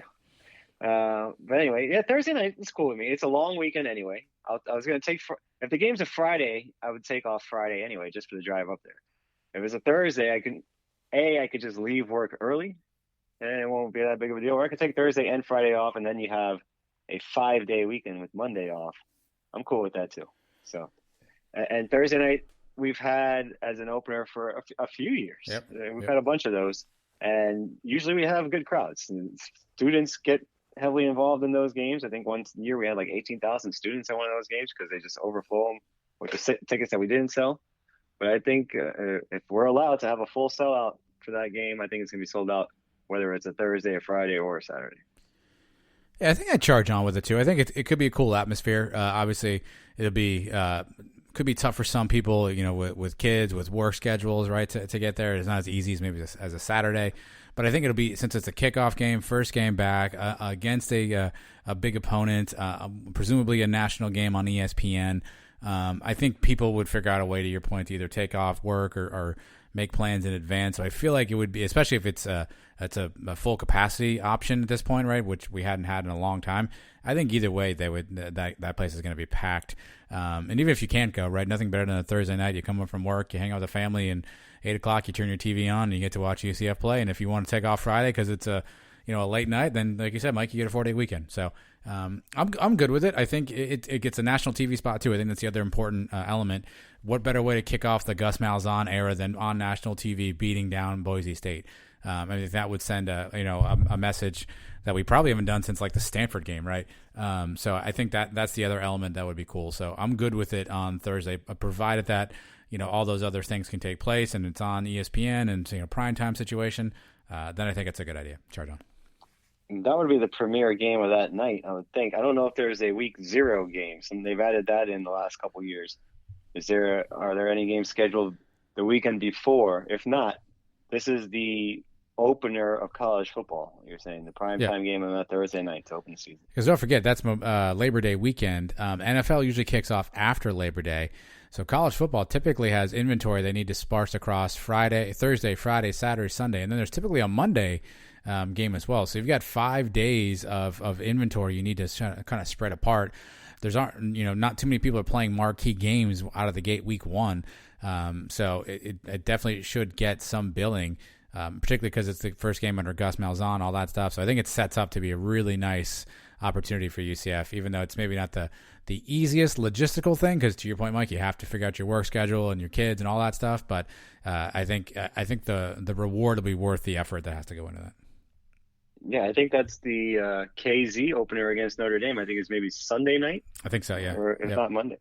Yeah, Sunday night. So that'll be a cool weekend, man. You got UCF Thursday. You got Friday night with a couple other games, and Saturday everybody kicks off, and then you got to watch KZ on Sunday. You're off on Monday. I mean, it sounds like a pretty cool weekend to me. All right, last one for you. So we talked about Obarski's struggles in the spring game, Mike. I don't know if you're familiar with a Drake song called Energy. Does that ring a bell off the top of your head? I probably know it if I hear it. All right. Well, I'm going to give you a lyric, and that's how this is going to go. So there's a part in that song where Drake says, "I got enemies, got a lot of enemies, got a lot of people want to drain me of the energy. So that's the lyric of the song. So as Obarski's trotting out to the field, Mike, to attempt, I think, his next kick after he missed the extra point, over the PA system comes Drake's song, and over the PA system comes that line, I got enemies, got a lot of enemies. So as he trots out, a lot of enemies is being played. Was that a purposeful troll job on UCF's part, or was that just an accident? I'm going to go purposeful troll job on UCF's part. Do you agree with my conspiracy theory? Charge on, charge off. Probably. I don't know who runs the music. I'm guessing Obarski doesn't pick his walk-up songs, right? It's not like baseball where you have a song that you want played when you run out there. I don't think it's the same every time he kicks. So it's probably somebody that just wanted to have a little fun. Probably didn't think a lot of people would pick up on that. But you are very astute in this area. And thank you. Nothing gets by you. Yeah, I'm going to go with I'm going to go with my grave thinking somebody did that on purpose to talk about enemies as Obarski hit the field. Well, that's Charge On, Charge Off. Those are also your questions. A big thanks to everybody who wrote in. We appreciate you taking a few minutes to ask us your question. Hopefully we provided you sufficient answers. Speaking of question and answers, Mike, Jake Brown's coming up after this little break here. So a couple things. One, if there's little children around you, you might want to scurry them along to another room or put some headphones in. Two, Jake's phone's a little squirrely throughout some of these opportunities. We try to get that corrected, but you may hear some static here and there, so our apologies in advance. But probably the most honest interview I've heard in a long time that we've done, Mike. So Jake Brown coming up right after this. Don't go anywhere. We're the Sons of UCF.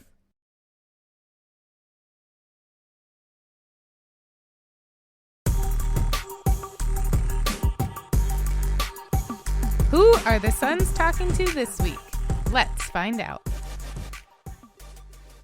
There are plenty of guys who've played football at UCF that I certainly do not want to piss off. And this guy this evening is definitely one of those guys because, like our guest last week, he's a large human being, and his entire role at UCF was to protect people from hitting his quarterback, and he did a pretty damn good job of that. And so we are happy to have a former offensive lineman, Jake Brown, joining us on the show this week. Jake, first off, thanks for taking the time to join us this week. Of course. I'm ready to talk. Have some fun. Let's have some fun. Yeah, let's maybe start off on a bad foot then. I apologize now I know this question, but your backstory is really interesting, and so I want to maybe start there with you. I know you had a bunch of offers coming out of high school, but then you had some injuries your senior year, and ultimately it sounds like you ended up sitting out a full season before going to college. I can only imagine what that's like as a young high school kid trying to start your life and kind of dealing with some setbacks. What were you thinking at that point? Where was your mind at, knowing you may have to sit out a year before you can even go play college ball?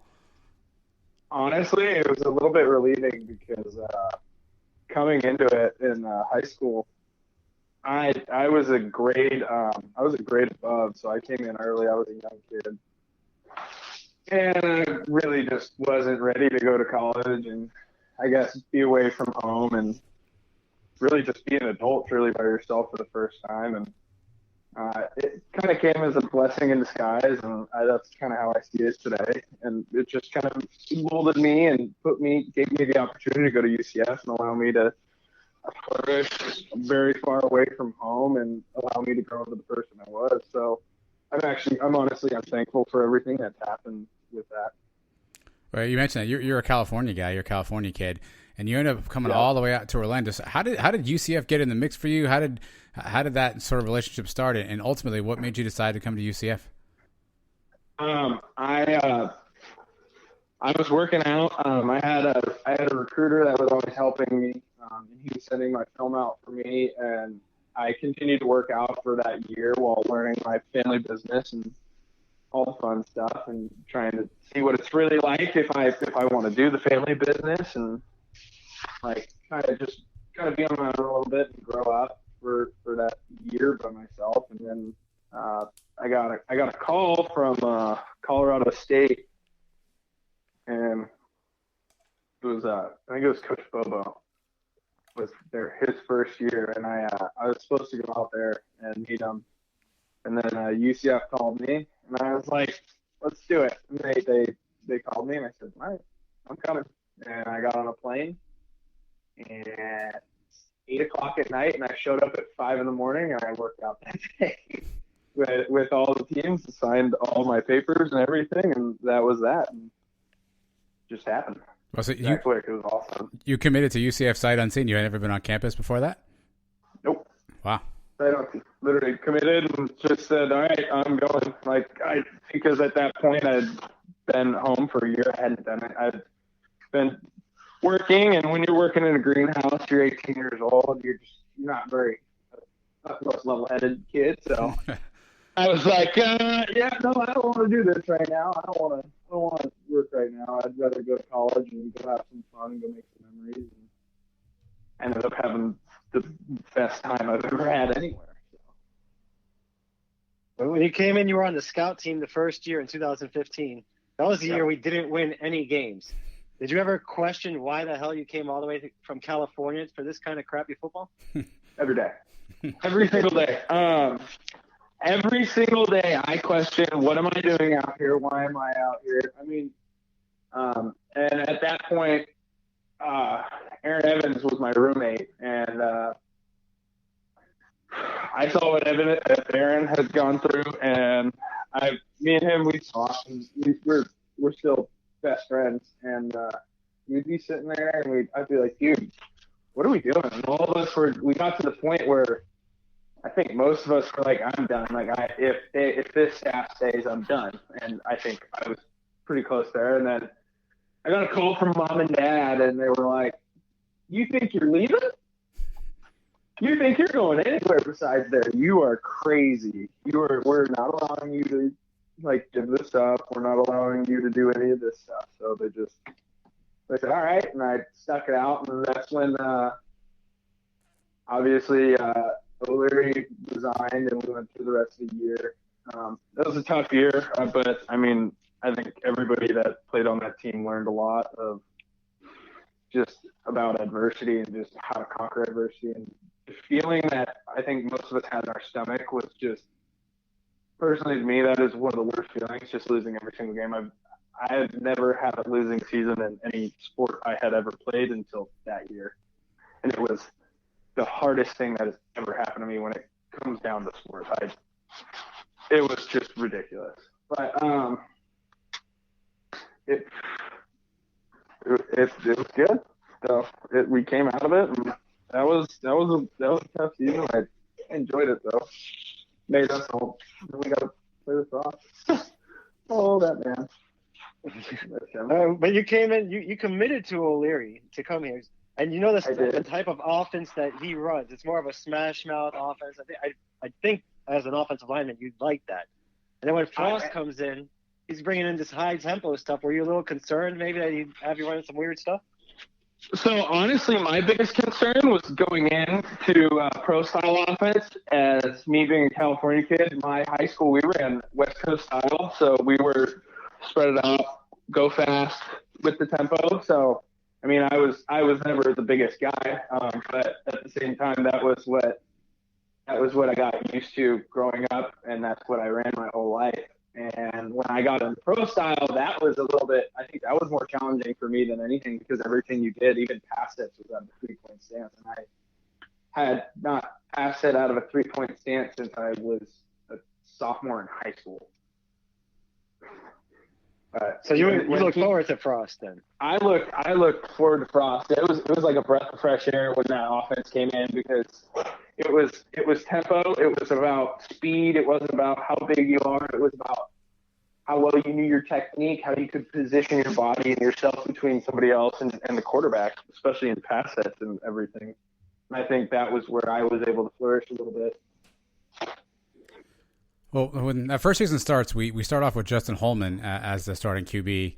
He gets injured, and then this young freshman from Hawaii, Mackenzie Milton, takes over, and he's a completely different kind of quarterback. I mean, Holman had a rifle for an arm, but Mackenzie was just running around like a crazy person sometimes, making plays, and just felt like he was drawing it up in the dirt. As an O-lineman, was that hard to adjust to, a guy who was going to improvise so much and could do so much when a play broke down like that?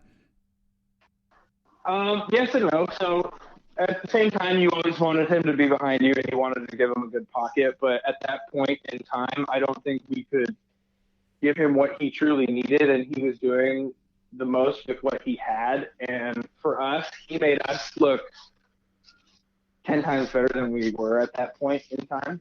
To be honest with you, the kid, I love Dylan. great kid. I've never seen a quarterback move like Mackenzie in my life, especially behind me.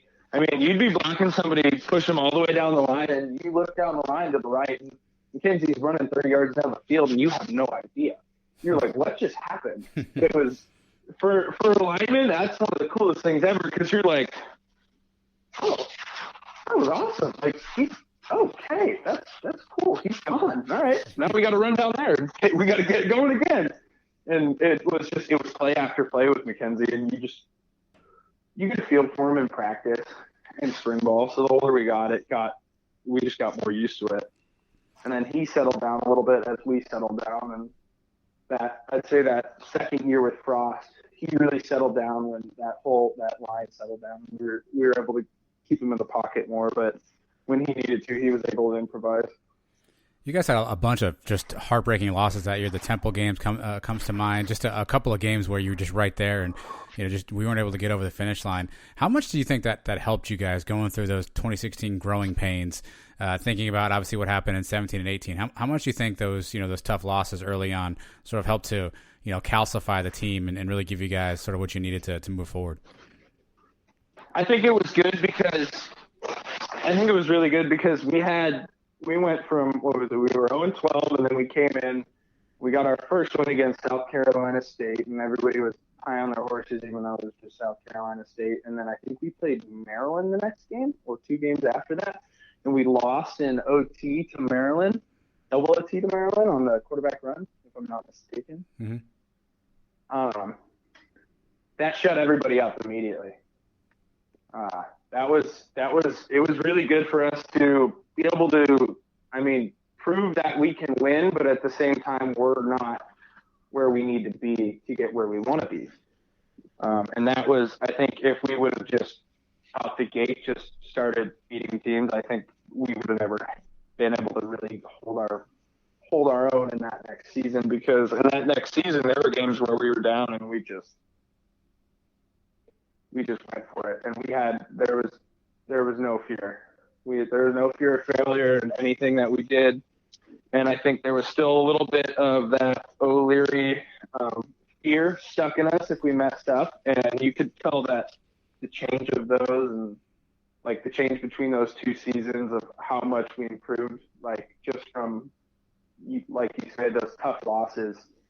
I think the hardest loss that we had was that, we got our ass beat by that Arkansas State team. Yeah. Like, we got our ass handed to us by that Arkansas State team. I remember because that was like one of the very first games Wyatt got hurt in the USF game. And I played that game, and USF, that definitely left a really bad taste in our mouth when they scored a touchdown with like 20 seconds left. You can even ask Jordan on that one. We talked about that till the last season. That's why I think we have such a hatred for them. Not very. Yeah, so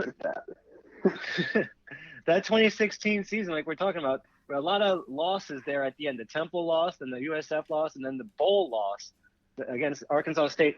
So really not a lot of high expectations, at least from the media, coming into 2017. I think we were picked to finish maybe 3rd or 4th in the conference that year. It was supposed to be USF's year.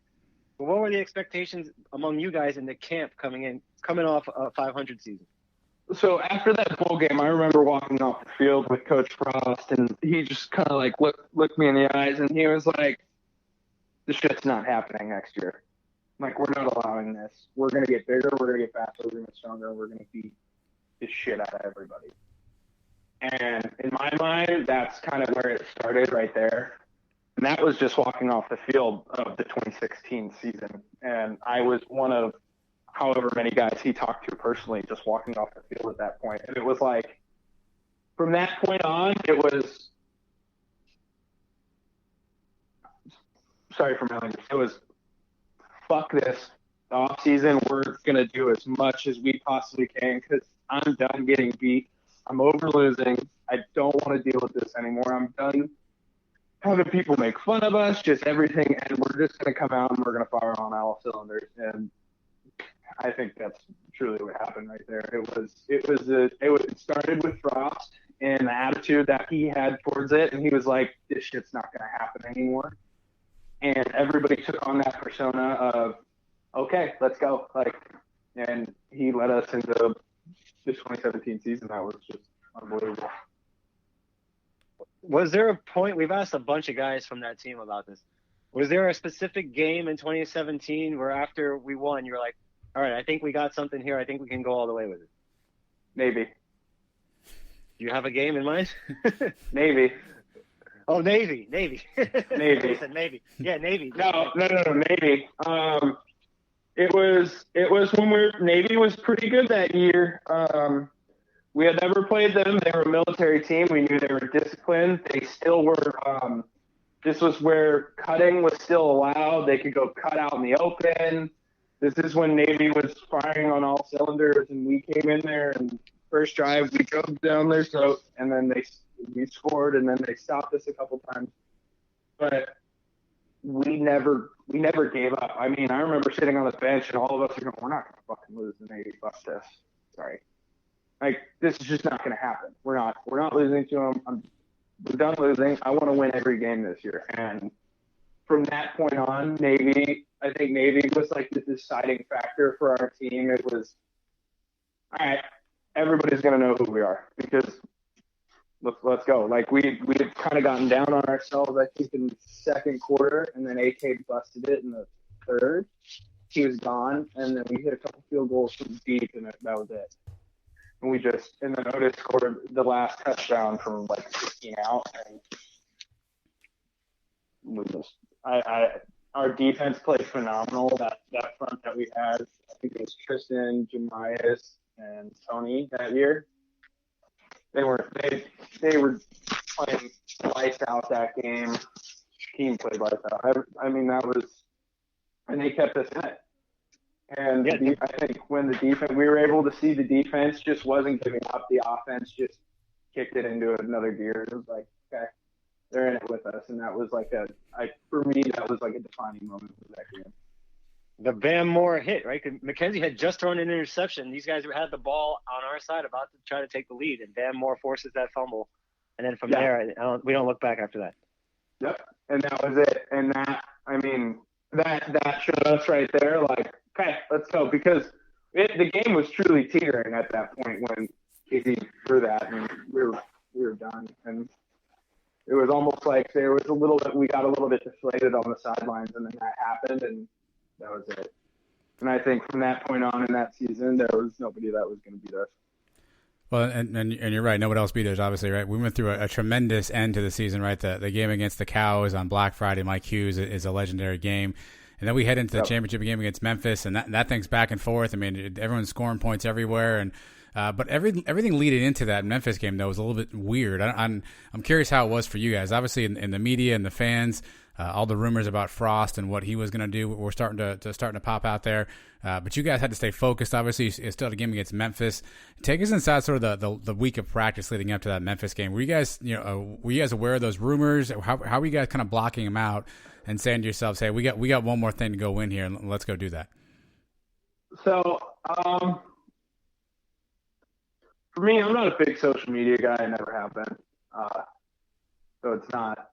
For me, the whole social media aspect of it was never really a big part of it. I always block that out. But, I mean, you start to hear rumors, and you're sitting in the training room, and kids are talking about it, and you're like, it's not going to happen. And then it gets addressed at practice, I'm not leaving, I'm here by Frost. I remember it getting addressed, I think, 2 or 3 times at that point. He was like, I'm here with you guys. I mean, we were, at that point, I'm going to be real with you, we didn't really care if he was leaving or not. I mean, we did, but at the same time, we were so hungry to go win. We had been at the top, and then we got whooped. We went 0-12, and then we went 6-6. That was embarrassing. And now we have a chance to go show everybody, let's go win it again. And I think that was the mindset. Everybody really, really got into it. And I think everybody stayed focused, and nobody really got distracted by the media.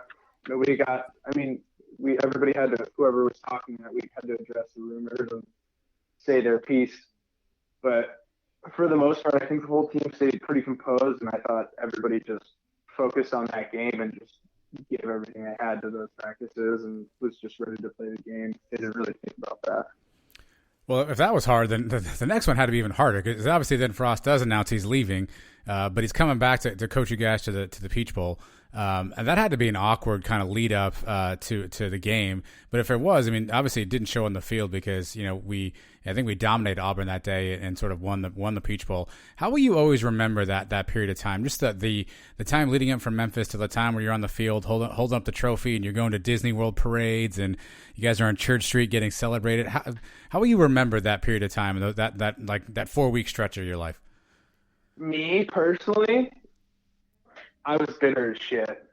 I was so upset that I felt that we had found somebody that had given us everything, and we had given everything to them. And they just kind of put a middle finger to our face, when in reality, that's not how it was. But looking back on it now, that's how I saw it personally at that point. But in reality, it's them. It's their livelihood. It's their life. I mean, they're going to do what they do. It's for their families. They're making the best decision for their family, and I see that now. But at the same time, as a player who gave everything they had for those guys, that hurt. It hurt a lot. But the one thing I knew that I always had was my teammates, because my teammates are always there no matter what. And we're not going anywhere. I mean, if you've ever noticed, we got a lot of guys who transfer in, but not a lot of guys transfer out until I'd say this last year.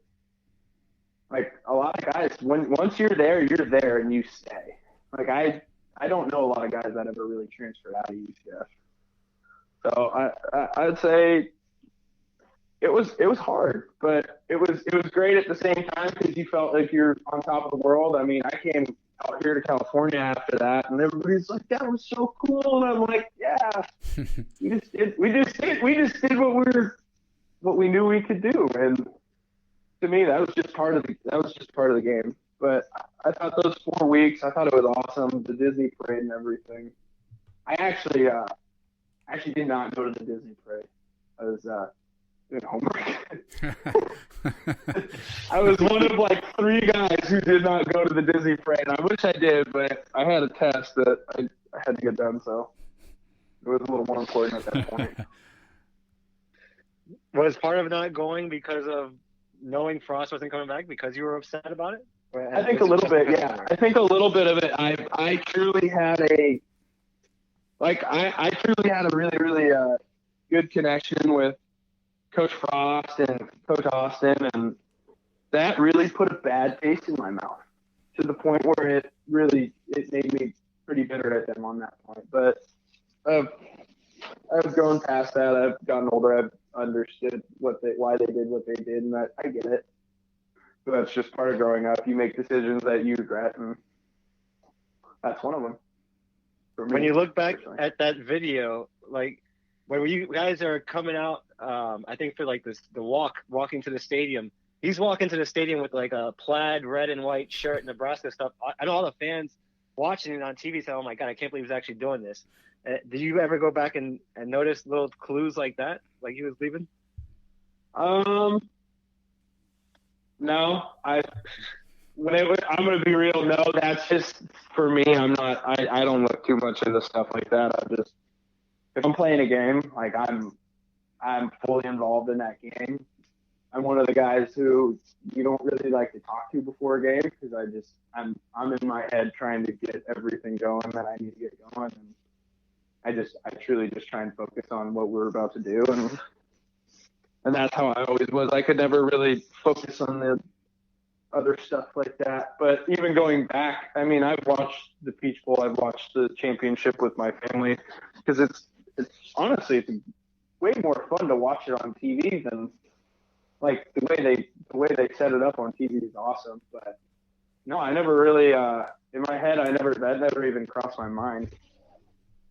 Yeah, you talked about like feeling like there was a middle finger. I know a lot of fans felt that way before the game when they saw him walking in with that shirt. But yeah. Anyway, you get back from California. You thought did you think about then not coming back too? when the staff was leaving? What was that? Your parents were going to let Frost left. Oh, 100%. So that was actually it was a great time and a really bad time for me at that point because we were in the transition of that. And then I actually did, because I took spring ball off that next year. I didn't do any spring ball that next year because I was away from the team for a bit because of my grandfather and my uncle. There was a lot of stuff that I was dealing with at that point. Both of them had been diagnosed with 2 different separate cancers, and I'm 2,500 miles away. I don't know how to help them. I couldn't figure a lot of stuff out at that point. So for me, it was I had to let one thing go for a little bit, and I let football go. And thank the Lord that they allowed me to still play and come back to the team. So sorry, no problem. When you do get back, it's Heupel now, and it's your 3rd coaching staff. How weird is that for you as a player? I mean, obviously you commit under O'Leary, you're excited the whole thing with Frost, and now this new guy comes in. You're thinking, what? Oh shit! Here we go again. Please don't be another O'Leary. Just please don't be O'Leary because I'm not going to do it if you are. I don't think anybody had it in them to do that if it was another O'Leary. I love the man. He gave me the opportunity to come play college football, and I respect him. But I don't think I could have really ever played for him much longer, to be honest. But it was hard, to be honest, because, like I said, we gave everything to the Frost staff, and they gave everything to us. But in the end, they were gone, and now we have to be. I mean, you got to think we had 18, 19, 20-year-olds having to make grown man decisions, and there was a point in time where we're having to run our own workouts and do stuff, and we don't know what we're getting for a strength coach. We don't know what we're getting for anything. So at that point, it was a little hectic because at that point I had started to get a little bit older, so I took takes a little more toll on you because you're more responsible for all the younger guys and stuff. Like that had to be Wyatt's senior year. Yeah, so that was Wyatt Miller's senior year. That year they came in, and I know it took a toll a little bit on everybody because everybody felt that we can't allow this team to drop just because there's another staff coming in. Like we wanted to do the exact same thing again, and we did. Crazy enough, with a different staff. Wait, what was the biggest difference between sort of the Frost staff and the Heupel staff? Obviously, kind of different styles of offense. Personality-wise, Heupel seemed a little bit more robotic, maybe than Frost did, at least to the media. But you were there every day. Leniency. What was the difference between the two? Everyday leniency on things. Personally, in my opinion, from what I saw, I know. I think school super. Don't get me wrong, school is very important to every staff that I've played for. But, like, if I messed up on a test or I had a bad test, I wasn't in study hall. I was in Coach G's office at 5:30 in the morning, and I was studying with Coach G. He was helping me study whatever subject it could be, just even if he couldn't help me. I'm in there and I'm trying to learn it, or he'd bring somebody in to just help. They were never lenient on anything. They always made sure that everybody was held to the exact same standard. So no matter who you were, you better have good grades. You better be a stand-up character. You better be great outside of, as well as inside, outside of the classroom and the community. They want you to be stand-up people. I mean, all staffs do, but they really held us to a standard that I had never been held to before by that staff. And then, so the Heupel staff was a little bit less than that? I'm sorry, that you just broke up right there. You say that again? So so the Heupel staff wasn't as strict with some of that stuff then? No, there was a little more lenient, and I think that was because a lot of kids were acting out because of the Frost staff leaving. So for them, they're just, all right, we're gonna be strict, but we're gonna allow some things. I mean, this is how I see it. Over the 2 years that Frost was there,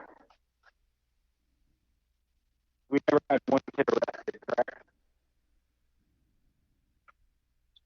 If I'm not mistaken, we never had one kid arrested, and I would say how many kids showed up on the ESPN news headline when Heupel was there. I'm not trying to be mean, but that's just that's stuff that I noticed right there. We had a bunch of things just happen, and that doesn't fly with, never flew with Coach Frost. Well, on the field, obviously, you guys continued right on and another perfect regular season. And then Fiesta Bowl comes and we play an LSU team who's, obviously they won the national championship the next year, so they were a good football team. I don't think Joe Burrow was quite Joe Burrow that season, but either way, it's a one possession game down to the wire there. And obviously we come up on the short end of the stick, so our first loss in 2 years. How did you receive that loss? Were you mad? Were you sad? Were you relieved? I mean, going through 2 regular seasons, not losing a game, all the pressure that comes with that. What were your emotions after finally a loss comes our way, and how did you deal with that? At that point, I didn't know if I was going to return to play football or if I was going to be done because I had my degree, and that could have been the last game I ever played for UCF. It pissed me off so much that I walked over to my parents in the stands. I walked up into the stands. I gave my mom a hug. I gave my dad a hug. I looked my mom and my dad in the eye and go, I'm doing this again next year because I can't end it that way. That shit pissed me off too much. I was so mad that it had ended that way that I couldn't leave it on that note. But I'm grateful for that experience. That was a blast. It was fun for me. But at the same time, that left such a bad taste in my mouth to the point where I knew when that clock hit, I'd say 2 or 3. It was 2 or 3, and they were kneeling down. Or no, I think even in the ball to finish the game.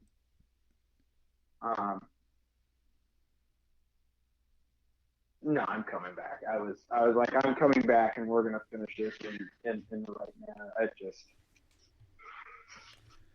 this day, it's bitter in my mouth. That is one of the worst losses I've ever had. Pisses me off.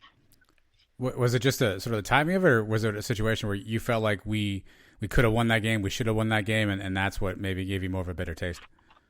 I feel that we should have just blew their ass out.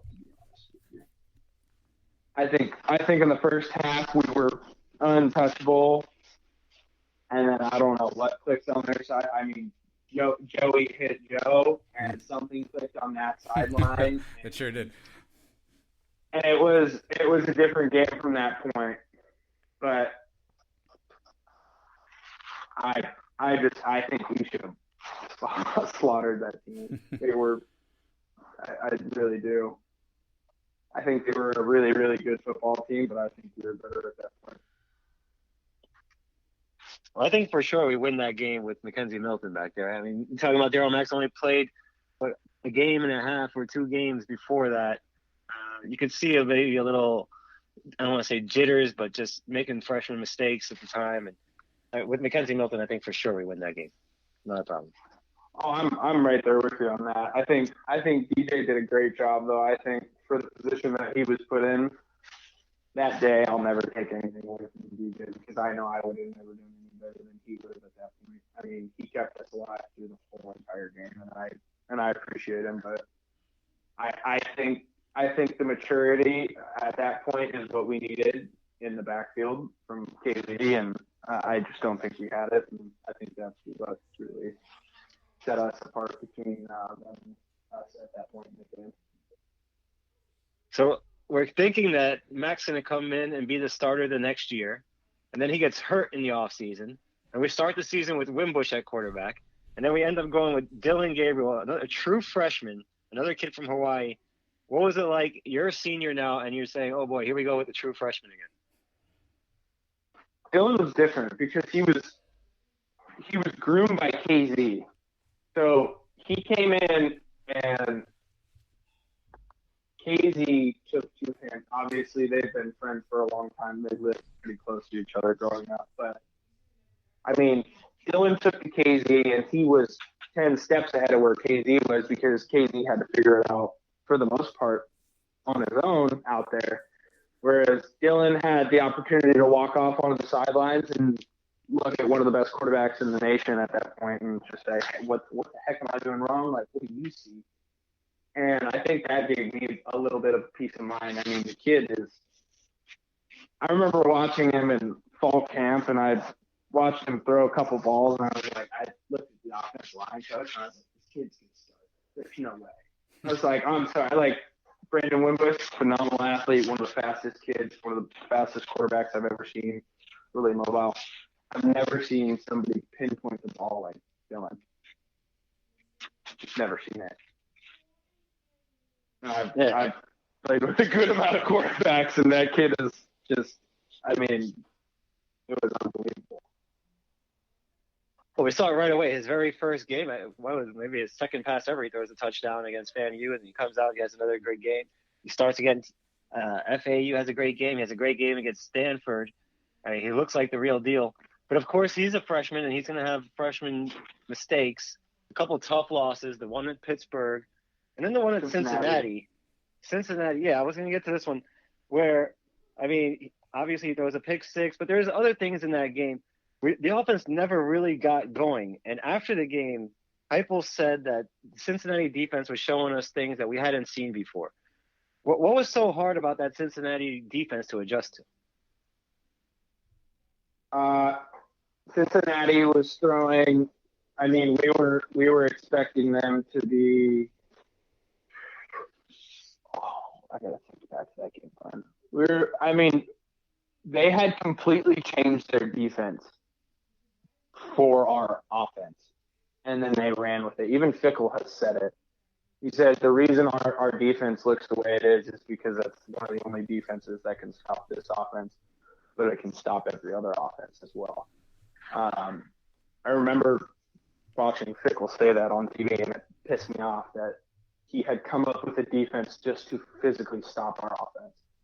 And, I mean, a lot of it had to deal with we have a true freshman, and he's having to make reads where we're not allowed to make calls at that point. It was a little different on the line for us because with Frost and them, offensive line ran most of the stuff, and they made all the calls. Whereas Heupel, it was the quarterback made our calls and allowed a lot more like adjustments to the quarterback. So it was a tough defense. I remember seeing them showing it was like 4 down front, and they switched into a bear front to a 3 down. It was just a mess of stuff to the point where it was like we didn't know what was hitting us, and it was just hitting us right in the mouth, and we couldn't do jack shit about it at that point. I mean, we gave everything that we had in the game, and we ended up keeping it close with our defense, and we scored a couple times, but it was just one of those times where it was just ridiculous where we had been outplanned at that point. Were there any adjustments made at halftime of that game? I mean, it was still a close game. It's not like we got blown out. But no, we didn't get. We lost by what, a field goal? Yep. Yeah, we had the ball at the end. With a chance to win. I remember because I gave up. Because I gave up the last sack. The kid beat me. It was bad. That pissed me off too. But yeah. I mean, to be honest with you, for us, no, not a lot of adjustments were made. It was you need to just play a little bit harder. You need to do this a little bit better. I mean, there were things that we had seen that they were doing, but there were also things that we just I don't think we didn't really know what to do, how to adjust to it at that point, because it was completely new. They created a defense to stop that offense, and they did it. And they did it perfectly.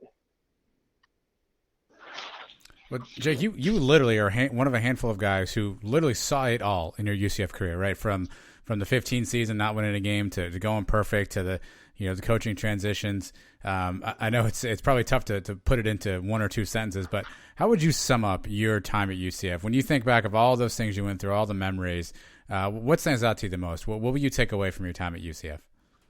I'm grateful, and I thought it was just a phenomenal experience, just as a whole. Everything from classes to playing football to just being around the people I was around. I love Florida. I never thought I'd say that in my life. I love it more than where I live now. I wish I could move back there. I'm trying to figure out how to build some stuff out there and buy some property for my business that I run now, so I could live out there. But I'm just grateful for the opportunity that presented itself to go to that school. And if anybody asked me if I would do it again, 10 times out of 10 times, I would do the exact same thing again. Well, as an alum, as a varsity knight, there's been a lot of change these last 5 months. Obviously, Heupel gone, Danny White gone, Gus Malzahn's in now, brand new coaching staff, and by and large, the kids seem to really be bought into it, and it seems to be a lot of positive momentum. You've seen a lot of former players that are coming back around the program for the first time in a long time. From a distance, as an alum, as a varsity knight, what do you make of all the changes over the last 5 months? You want me to be honest? To be honest with you, I see the Frost era coming back. I see that like twinkle in the kids' eyes where they're ready to give everything to him, and he's ready to give it right back. That's personally what I see from the guys I've talked to. I mean, they're fired up, they're ready to roll with it, and I think they're excited they're going to play. Don't get me wrong, I love Heupel, I love that staff. I'm grateful for that staff, but I didn't think they were truly the right fit for those guys. And I think Malzahn is, from what I've heard. I think he's a straight shooter. He's not going to lead them wrong. I think he's ready to just. And you got to be real. He's coaching some guys that beat him in the Peach Bowl. So you got Sam Jackson, Cole Snyder. You got kids like that who, even Sam Jackson played in the game. He played a few snaps of left guard in that game. I mean, that's got to be a pretty awkward conversation for their first talk when you're sitting there and you're walking in and you're like, hey, remember the time we beat you? Like, awesome. Well, man, we appreciate you taking some time. But we end every interview around here, Jake. We ask a bunch of kind of fun, random questions about music, movies, sports, life. You never know what you're going to get. So here's my first question for you. True or false? All right, so it's a true-false question. True or false? Was there holding on every play? True or false? True. Every play, there's somebody's holding somebody? True, 100%. How about you? Every play, were you holding somebody? Yeah. It was just if I got caught or not. That's very true. I mean, there's holding on every play. It just depends on what your definition of holding is. I mean, London hold every play, but yeah, no, I'd say I'd held, but I just never got caught. I had good hand position at that point of it. I made sure they couldn't see my hands. All right, you're from California. You spent time, obviously, a bunch of years in Florida. Who's got the hotter girls, California or Florida? Ooh. Wow. Dude. Oh, man, you guys really put me in a pickle on this one. Oh, that's hard. To be honest, they're pretty similar. It just depends on what you're looking for. If you're looking for girls that are a little more ditzy and don't really care, I'm gonna be real. Go to Florida. They're same. The hotness is probably the same, but if you're looking for somebody who's stuck up and you want to deal with some shit, come to California. It's really fun. What part of California are you living in? I live in San Diego. Oh, nice. Nice out there. Jake, is there ever a time where, unfortunately, maybe you let a quarterback get sacked and you went over and had to apologize to him, where you felt sorry about that? Yeah, I felt every time. Do you like apologize in the moment? Do you wait till you get back to the bench? You're like, hey, bro, my bad. Like, how do you handle that? No, you kind of. For me, I just like if it was KZ, I'd just look at him and he'd like no, like he knew immediately that I was sorry. But for the most part, I'm gonna be real with you. All of our quarterbacks, if we gave up a sack, they came up to us and they go, it's okay. Like that's how they've been. Which is pretty encouraging after you just kind of messed up. So you didn't have to buy them lunch or anything on Monday? No, just make sure they didn't hit the next game. All right, what was you guys' favorite hangout spot around campus? Did you guys go downtown a lot? Or were you hanging out around campus? Ooh, or hangout anywhere spot? in Orlando? So the fat boys, all the big boys, we love Jimmy Hula's down on University. That was our place. We go sit down at Hula's and just go eat a bunch of food. The burgers were great. Too bad it's gone now. What about when you guys were trying to go? I mean, I guess not during the season as much, but when you guys had to go out and get some drinks, what was the place? Stag's gone as well, sadly. Stagger, or, I mean, what is it? What's downtown? Saddle. Saddle Up is good. You're naming all kinds of places we don't know. We're too old for these. Yeah. They probably all had different names while we were there. Well, shoot, I hung out with all the old kids, so they'd tell me about what was the one over by there was a bar over on the like right across campus. It's like Patnos or Patty's. Well, there was the Liquid Cellar, and then there was I think the Night Library, which was it was up by we were there. Yeah, so the Night Library used to be like right next to campus, not down University, right? Yeah, it was right behind the McDonald's.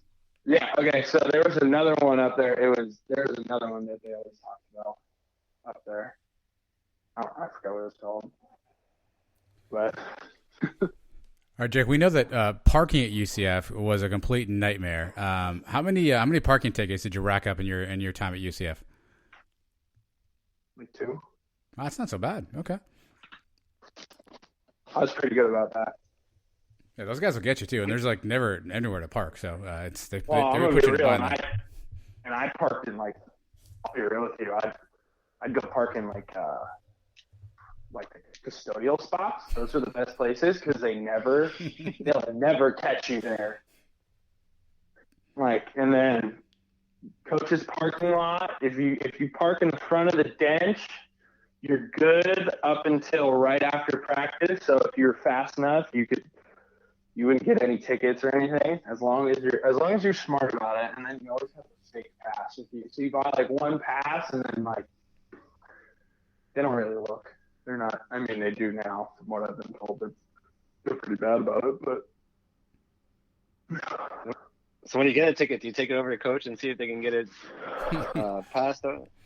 No, never. Oh, heck no, never. If you got a ticket, I remember G, because I got a ticket and G goes, Jake, you got a ticket. And I was like, what? He's like, you got a ticket. Where'd you park? And I was like, ooh. In my head, I'm like, ooh, probably not in a smart spot. Probably in a bad spot.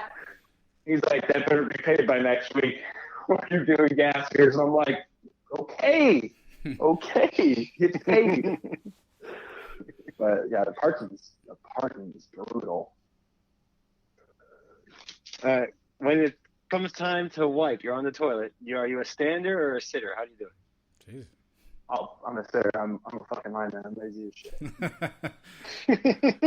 We go over or under on the toilet paper? Oh, fucking! You gotta go over. I'm not going under. No. There's not enough room. We're big. We barely fit on the seat itself. I think he was talking about the toilet paper roll. I was like, I don't know how you go under. I was like, but good to know that too. Now I was talking toilet paper roll. Some people like the paper to come like over. Some people like to come under. It doesn't bother me. Yeah, I mean, as long as I'm just happy there's toilet paper, right? There you go. There you go.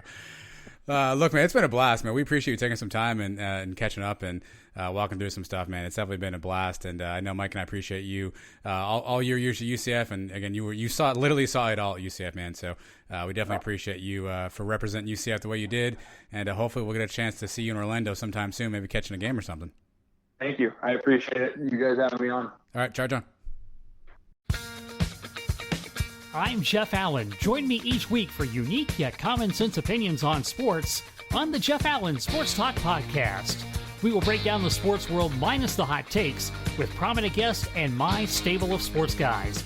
It's sports conversation the way it should be. Search Jeff Allen Sports Talk wherever you get your podcasts or go to jeffallensportstalk.com.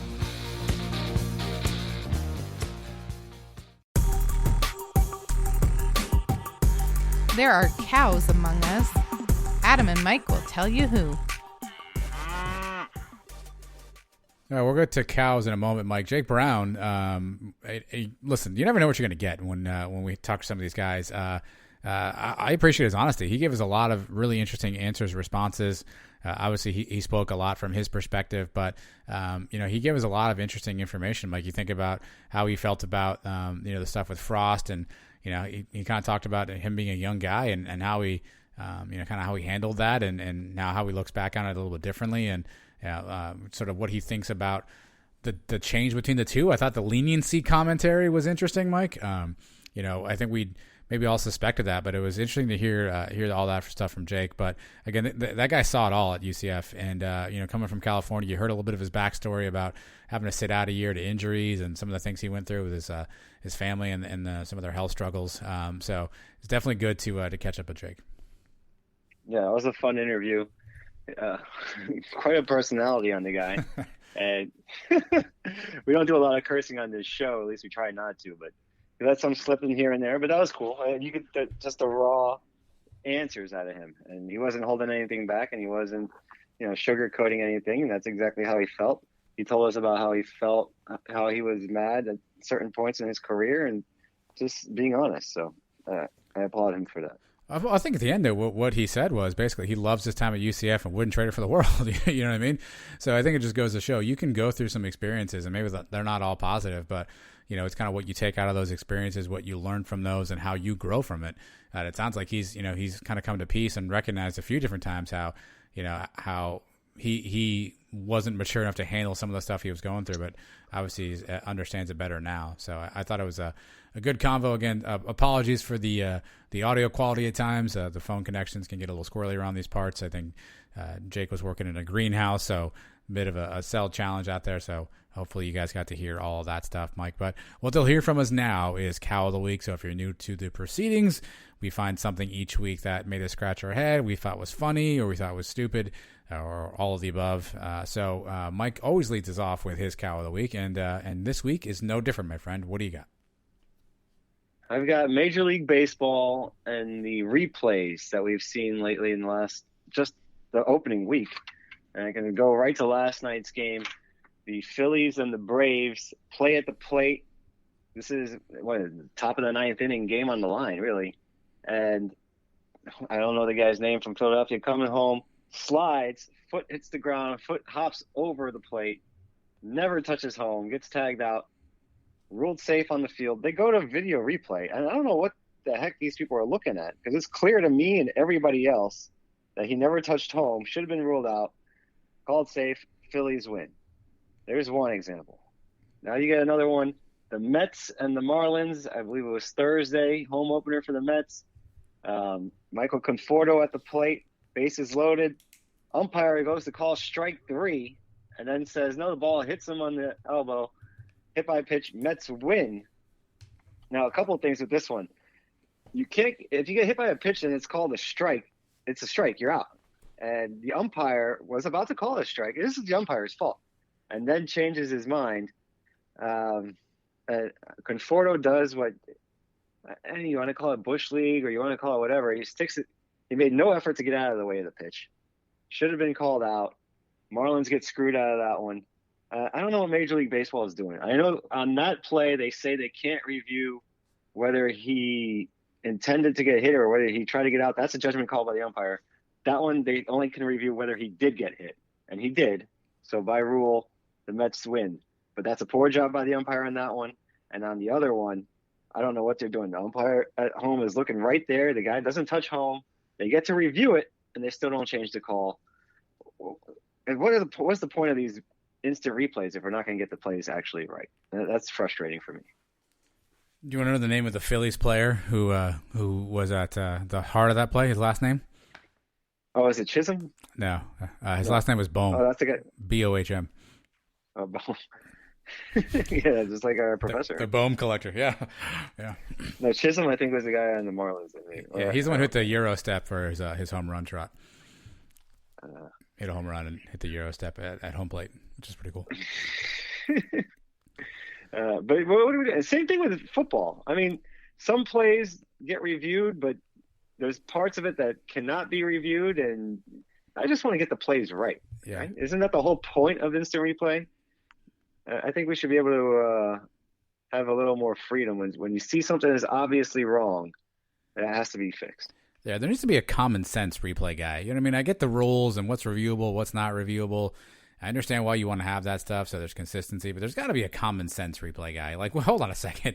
Like the Saints and Rams a few years back when, on the way to the Super Bowl and essentially the Rams DB just trucked the receiver, no PI call because you couldn't review PI. I mean, there's got to be a common sense guy at all. Each arena should hire one random fan to be common sense guy. And that's it. That's that guy's job. He's just common sense guy. And if something's doesn't make sense, he's like, hold on a second, that's not right. It's not that hard. We make it way too complicated than it needs to be.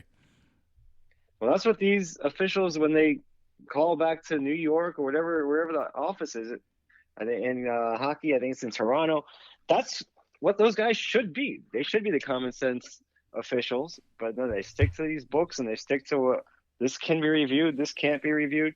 Just get it right. I think every fan just wants it to get right, even if it goes against your team.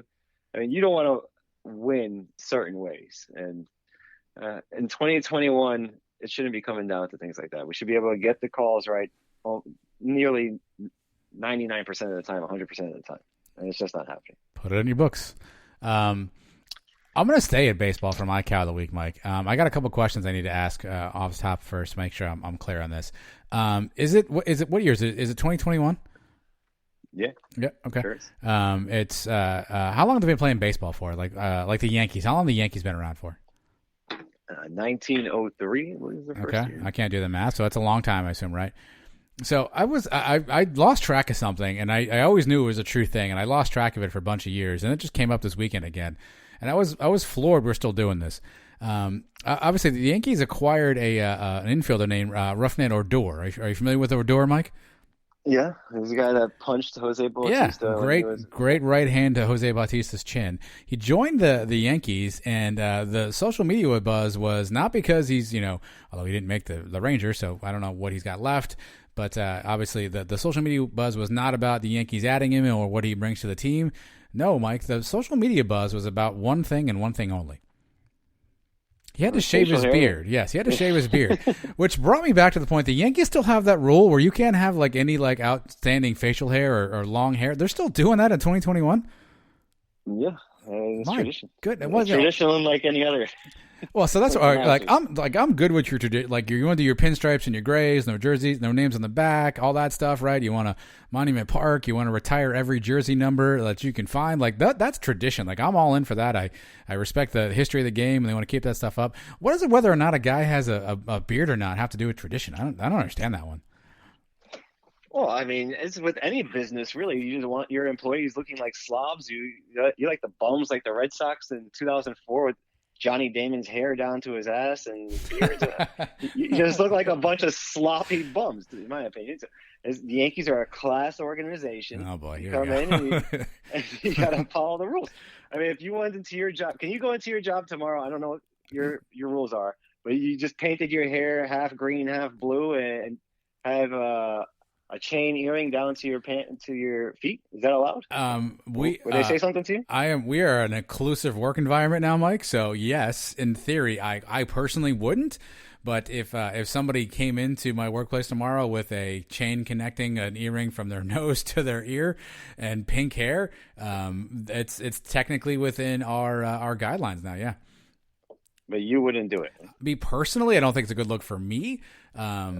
If one of my employees did it, I don't think I'm allowed to make any sort of commentary about it unless it's inappropriate and some word choice or something like that. But yeah, in 2021, we're an inclusive environment, my friend. We're all good.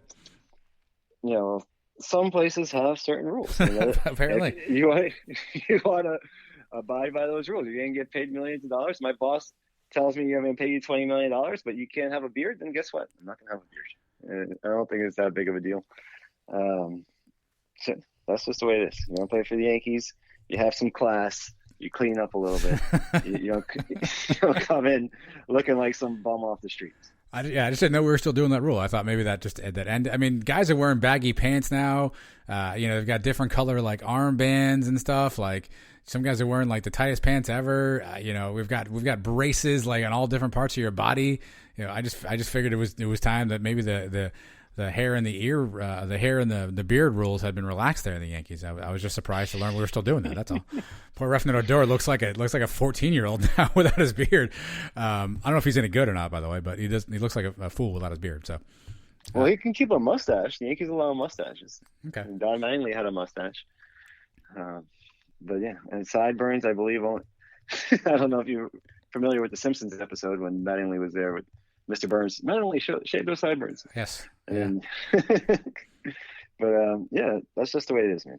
When you play for the Yankees, which has never been a problem for me since I really can't grow a beard. So yeah, and to be fair, like if we're going full on, like I don't know, like the Trace Trelko beard they had going on for a while. I mean, that's not a look I can pull off. I can't do that if I wanted to. But if someone chooses to grow a beard at that length, I mean, then that's their prerogative. I don't have any judgment. I don't have any issue against that. So, but apparently the Yankees do. The other cow of the week, Mike, would be me for breaking my toe. Literally one day, actually the day of the start of the 5K and all the work we've done. And now I have a broken toe of my own admission, my own fault. So I would also nominate myself as cow of the week. All right, that is a tough break, literally. I think you can still. I mean, we have plenty of people that are walking this thing. Yep. You have crutches. I do. I think you still go around on the crutches. 5K. I think Yep. you can make it. Yep. And I think you can still beat Trace. I'm gonna consider it. So I'm hoping to get one of those like scooter carts where you put your knee on the thing. Versus crutches. If I can get myself one of those, then I'll definitely hit the 5K walk for sure. Crutches is going to be a bit of a challenge. Definitely going to beat Trace. Yeah.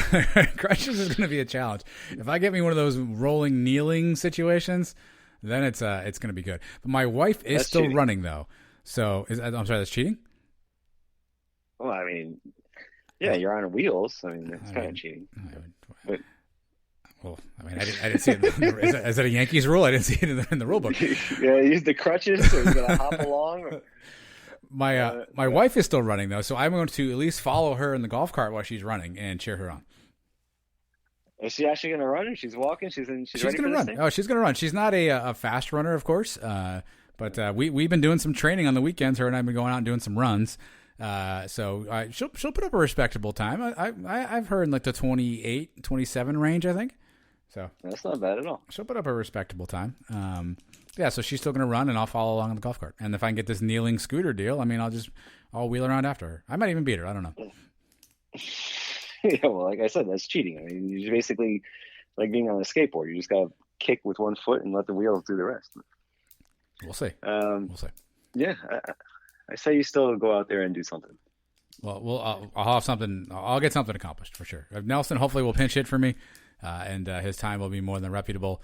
I feel like he's in good shape. I feel like we're in good hands here by the Sons of UCF team. But for everybody who is running, we definitely appreciate you guys supporting the team. Obviously, as Mike said, some giveaway prizes.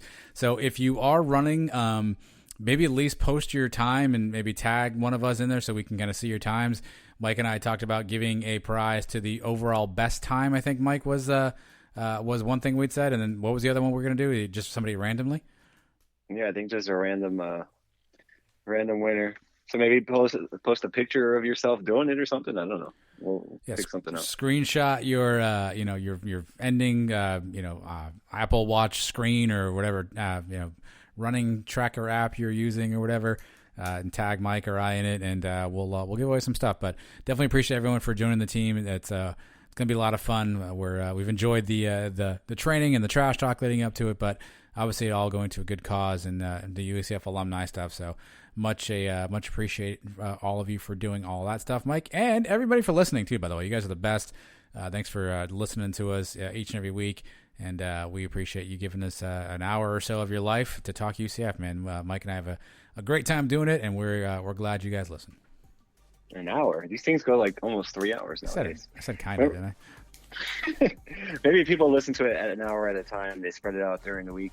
When we first started doing these, I think our first couple episodes were like 35 minutes, 40 minutes, and now here we go, over 2 hours basically every week, and plus a Thursday night show. So you can't get enough of us. So we're in your ear, we're in your face, 3 to 4 hours a week.